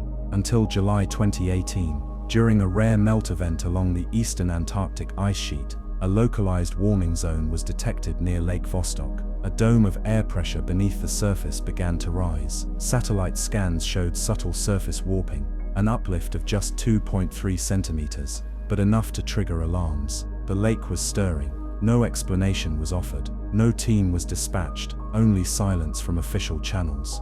But those who have studied the evidence believe the awakening has already begun, that Lake Vostok is not just a lake, but a threshold, a membrane between worlds, not metaphorical ones, literal, that light isn't coming from organisms, it's coming from somewhere else. and soon it may not be content to stay beneath the ice. Part 32. The whispers in the Puerto Rico Trench east of the Caribbean Sea, where the waters turn a darker shade of blue and the continental shelf begins to plummet, lies the Puerto Rico Trench. It is the deepest point in the entire Atlantic Ocean, a scar on the planet's crust, where two tectonic plates meet and grind in a quiet, violent ballet. At nearly 8,400 meters deep, it's not as well known as the Mariana Trench, but among oceanographers, it has a reputation that goes beyond its measurements. They do not speak of it lightly, not because of the pressure, not because of the depth, but because of the sounds. The whispers began in the 1990s. Hydroacoustic monitoring stations run by the US Navy, originally built to detect submarines and undersea nuclear tests, started picking up anomalies, bursts of ultra-low frequency signals that did not match any known vessel or geological event. The tones were rhythmic, layered, almost melodic, not random like earthquakes, not mechanical like sonar. They repeated, with slight variations, every 17 days. At first, the data was dismissed as thermal fractures or ice carving noise propagating from the poles. But that theory fell apart when a NOAA research vessel, the Ventura, lowered an array of high-sensitivity microphones into the trench and picked up the same signals, stronger, clearer, and with a quality that sent chills through every member of the team. The sound was structured. It wasn't just noise, it was speech-like. They called it the hum of camel, named after a nearby town on the Puerto Rican coast. Analysis revealed strange harmonics within the frequencies, spikes that formed mathematical patterns too precise to be coincidence. Some mirrored the Fibonacci sequence, others hinted at prime number intervals. The leading audio technician on the project, Dr. Rosalia Mendez, began to believe the signals were not just sounds, but messages. Structured communication, encoded in waves, sent upward from the trench. She wasn't alone. In 2002, a private exploration group attempted a deep drop expedition using a remote glider system named Abyssal 1. The machine was equipped with pressure-resistant cameras and a real-time sonar mapping tool designed to capture live 3D scans of the trench walls. The glider made it nearly 6,000 meters before contact was lost. For 4 minutes, it sent back erratic telemetry, most of it garbled, but a single frame was recovered from its visual feed. It showed a wall, not rock, not coral, but something structured, tessellated shapes, interlocking spirals, carved into the trench face, running for what appeared to be hundreds of meters. A grid, impossibly smooth, reflecting the faint bioluminescence of drifting plankton. There were no organisms nearby, no movement, just the shape, staring back like the eye of some buried sentinel. When a deep-sea submersible returned months later to the same coordinates, nothing was there. The wall was gone. The rock face was jagged again, natural. The footage was dismissed by many as a camera error or compression artifact. But Dr. Mendez had seen enough. She theorized the trench was not simply deep, it was hollowed. A resonance chamber, engineered by some ancient intelligence, designed to amplify signals across the ocean floor, and that the source of the hum was still active, possibly biological, possibly not. What disturbed her most wasn't just the sound, but the change, because over the next 5 years the signal began to rise in pitch, slightly, gradually, but unmistakably. It was as if whatever was creating it was waking up. When a team from the University of Tokyo visited the site in 2009, they deployed a deep audio translator algorithm that converted frequency shifts into spectrograms. What they saw startled them. The data, when visualized, formed glyphs, recurring shapes that mirrored ancient symbols found in South American petroglyphs. Most notably, the spiral within a circle motif, often associated with Taino cosmology, the indigenous peoples who lived across the Caribbean islands before colonization. The same symbol appeared near the island's sacred caves, including one in camel. But how could carvings made by humans over 1,000 years ago match patterns emerging from a trench no one had ever reached? Unless the sounds had always been there, and those people had heard them too. There are legends passed down through generations of Caribbean seafarers, stories of voices that come from the water, calling men by name. Not sirens, not myth, just voices, barely audible, whispering things in languages the sailors never learned but somehow understood. They say if you listen too long, the sea starts to remember you, that the trench doesn't just call out, it answers back. In 2017 the hum changed again. Instead of rising, it began to layer, 2 tones, then 3, then 5, intertwined, like a choir tuning its breath. The patterns became more complex, less like a warning, more like a code, and in the final transmission picked up before the hydrophone array mysteriously failed, a strange burst of modulated silence was recorded. No tone, no vibration, just quiet, except for one faint pulse, lasting exactly 1.618 seconds, the golden ratio, a perfect echo, sent not outward, but upward, as though the trench had listened, learned, and finally chosen to respond. That file remains locked in Noah's classified archives, and the sea, it no longer hums, it waits. Part 33, the ship that sank upwards. In 1939, an Italian cargo vessel named Veritas departed from Dakar, Senegal, bound for Lisbon, Portugal. It was a modest freighter, 70 meters long, carrying textiles, canned goods, and a small group of civilian passengers. The weather was calm, the seas forgiving, and the route was familiar, but somewhere off the coast of the Canary Islands, the Veritas vanished without a trace. No distress signal, no debris, no oil slick, only silence. It would have faded into maritime obscurity, another name on the long list of ships claimed by the ocean, if not for what happened 78 years later. In 2017, a Chinese deep-sea mining company, surveying a region northwest of the Azores, detected something strange. Sonar scans showed a massive object suspended mid-column, over 3,000 meters below the surface, yet nowhere near the ocean floor. The object was not descending, nor was it rising. It was static, hovering in the water column like it had no weight. When an autonomous submersible was sent to investigate, it captured images that sent the research team into stunned silence. It was a ship, intact, upright, no barnacles, no rust, no visible damage. The vessel looked as though it had been preserved in a bubble of time, with its paint still clinging to the metal in faded patches. The name etched on the stern was barely legible, but enough remained to read. Veritas. It made no sense. A vessel submerged for nearly 8 decades, preserved without the corrosive marks of saltwater decay, suspended, unsupported, in a region where the water pressure should have crushed it like paper. The most disturbing detail was not its condition, but its orientation. The Veritas was upside down, but not wrecked or capsized. It was perfectly inverted, bow pointed toward the ocean floor, stern tilted toward the surface, held in place by no visible tether or geological shelf. As though some unseen force had halted its ascent or reversed its descent, the submersible approached. Its lights scanned the vessel's underbelly, which remained unnervingly untouched. Then for precisely 11 seconds the ship moved, not much, just a slow drift upward, barely a meter, before halting again. But that was impossible. Ships don't float upward at 3,000 meters deep, not without ballast, not without energy, not without explanation. Telemetry from the submersible began to glitch, pressure readings fluctuated. A faint harmonic began to pulse through the equipment, low, almost beneath human hearing range, but enough to be picked up by the audio sensors. The pattern repeated 3 tones, pause, 3 tones, pause, then silence. The signal stopped when the submersible's lights were turned off. Moments later, the vessel's internal clock skipped forward by exactly 7 minutes, with no indication of power loss or software error. When the research team reviewed the video feed later, they noticed a discrepancy. A shadow barely perceptible moved across one of the Veritas upper deck windows, but at that depth with no life, no light, no currents, it shouldn't have been possible. Some tried to dismiss it as a trick of light. Others pointed out that the shadow was moving against the natural drift of the surrounding plankton.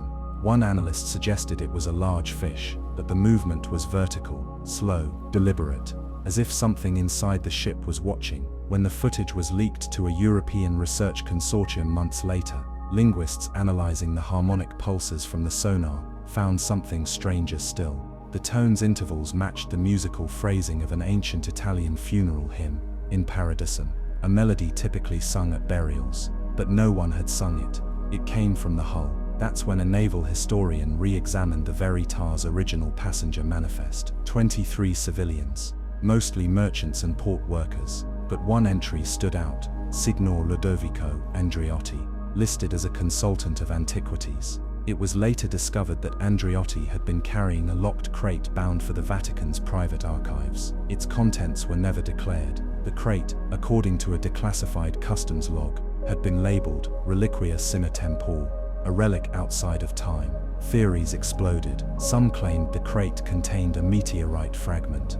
Others whispered of a Mesopotamian artifact unearthed from a dig site near Nineveh, one linked to unexplained deaths and mass hallucinations. A few suggested the item was not ancient at all, but future, a looped object caught in a distortion of linear time, capable of disrupting gravity and pressure fields. What no one could explain was the ship's behavior. Subsequent expeditions failed to relocate it. It had moved, or vanished. Some say the ocean doesn't just swallow things, it repositions them, as if correcting errors, as if reality itself beneath the waves has rules that are negotiable. And perhaps the verità, in some final twist of irony, became exactly what its name means in Italian. The truth, not the kind we want, the kind that sinks upward, slowly, silently, never reaching the surface, because maybe some truths aren't meant to rise. Part 34, The Vault Beneath Bouvet Island. There is perhaps no place on Earth more isolated than Bouvet Island, a small volcanic landmass lost in the South Atlantic Ocean. It sits thousands of kilometers from the nearest inhabited location, far from any trade route, radar sweep, or rescue range. It's unclaimed, frozen, battered by endless storms, and technically belongs to Norway, though no one lives there. Just rock, ice, and the whispering winds of the southern latitudes. And yet in 1964, the British Royal Navy photographed something that was not supposed to be there, a lifeboat. The boat had no name, no flag, no identifying marks.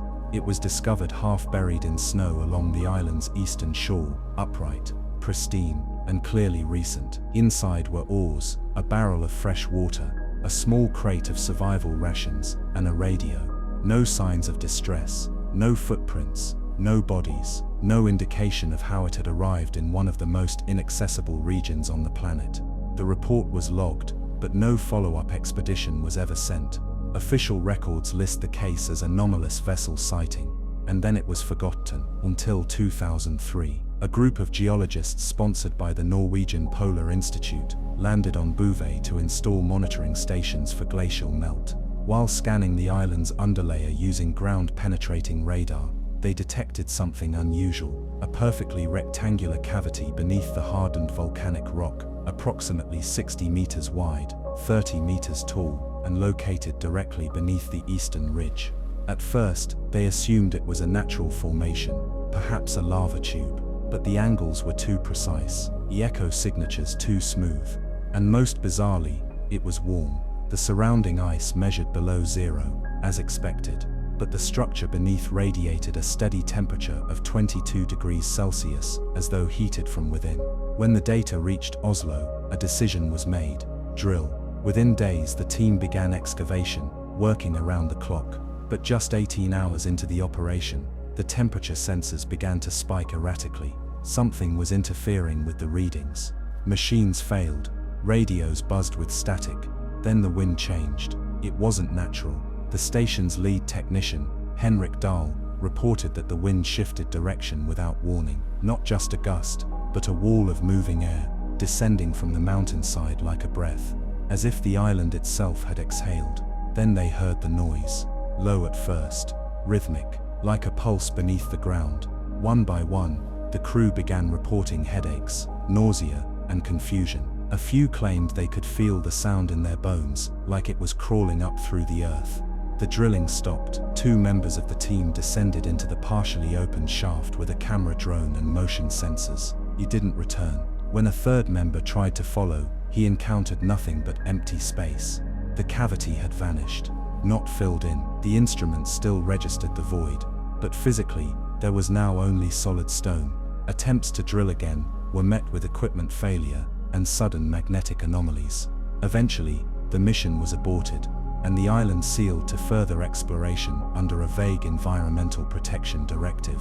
The official report cited dangerous volcanic instability, but whispers spread. One of the missing researchers, Lars Nygaard, had left behind a journal. His final entry was just 3 words, written in jagged, uneven script. It's not sleeping. In the years that followed, conspiracy theorists and fringe scientists speculated wildly. Some believed Bouvet Island housed a Cold War bunker designed for secret biological testing. Others claimed it was an entrance, an artificial vault built long before human history, designed to stay closed. They pointed to similar anomalies found in the Arctic, the Gobi Desert, and beneath the ocean floor near the Mariana Trench. All of them shared a pattern: perfect geometry, inexplicable heat, strange frequencies, and the sudden silent disappearance of anyone who dug too deep. Satellite photos of Bouvet occasionally show heat distortions over the island's center. Sometimes, they capture something stranger, a shadow beneath the ice, too large to be a building, too precise to be a natural formation. It pulses with the seasons, fades in summer, grows in winter, and sometimes, very faintly, people in passing ships report hearing a hum, like a song sung by the sea itself, just under the surface, just out of reach. And in moments of rare stillness, when the wind dies and the ice holds its breath, you might catch it too, a low resonant chord calling from the deep stone beneath Bouvet Island. Some say it's machinery, still running after millennia. Others believe it's a warning, but there are those few, quiet and often dismissed, who believe it is neither. They say it's a heartbeat. Part 35, The Descent of the Heke Signal. In March of 1996, a seismic monitoring station off the coast of Greece detected a deep, sustained vibration from the bottom of the Ionian Sea, far south of the usual fault lines, and without any tectonic activity recorded on nearby instruments. It wasn't an earthquake, it wasn't underwater construction, it was too smooth, too consistent, a pure frequency, holding for 12 minutes and 41 seconds before vanishing completely. The data was catalogued under the project name Hecate, after the ancient Greek goddess associated with boundaries, crossroads, and the underworld. No one could explain the source. 6 months later, the signal returned, but this time, it was stronger, and it wasn't just audio. Hydrophones at a NATO facility near the Strait of Otranto picked up a sudden shift in water pressure during the broadcast. For a full 43 seconds, the pressure increased by exactly 3.33%. Homer, not enough to affect surface vessels, but enough to disrupt sensitive equipment on submerged drones.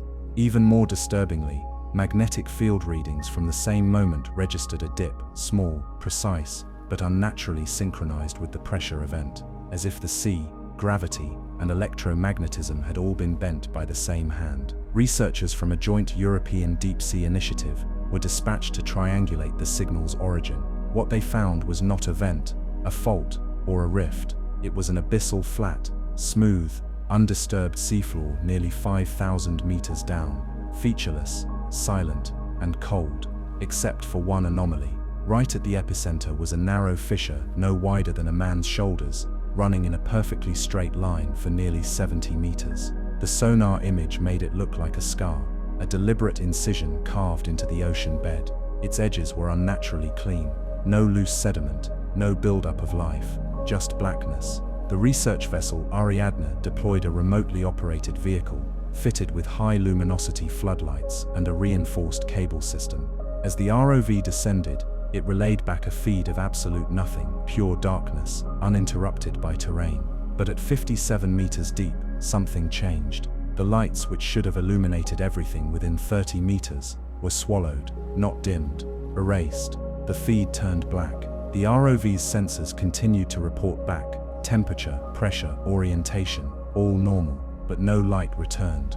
It was as if the machine had entered something that absorbed light entirely, a zone without reflection, where even photons lost their meaning. Then the audio returned, not from the trench, from the ship. Inside the Ariadne, the radio system, completely detached from the ROV's microphone, began to hum. It was faint, modulated, and almost melodic, a tone that pulsed every 8 seconds like the beat of a sleeping creature. No signal was being transmitted, no equipment had been activated. The sound was just there. Crew members began reporting strange dreams that night. Vivid, full-color dreams of sinking, always sinking, but never with fear, always a sense of being called. One marine biologist awoke in tears, claiming she had heard her mother's voice speaking to her from the deep, though her mother had died 15 years earlier. By the third night, half the crew refused to sleep. The ROV never resurfaced. Its final transmission included one frame of video before the signal failed entirely.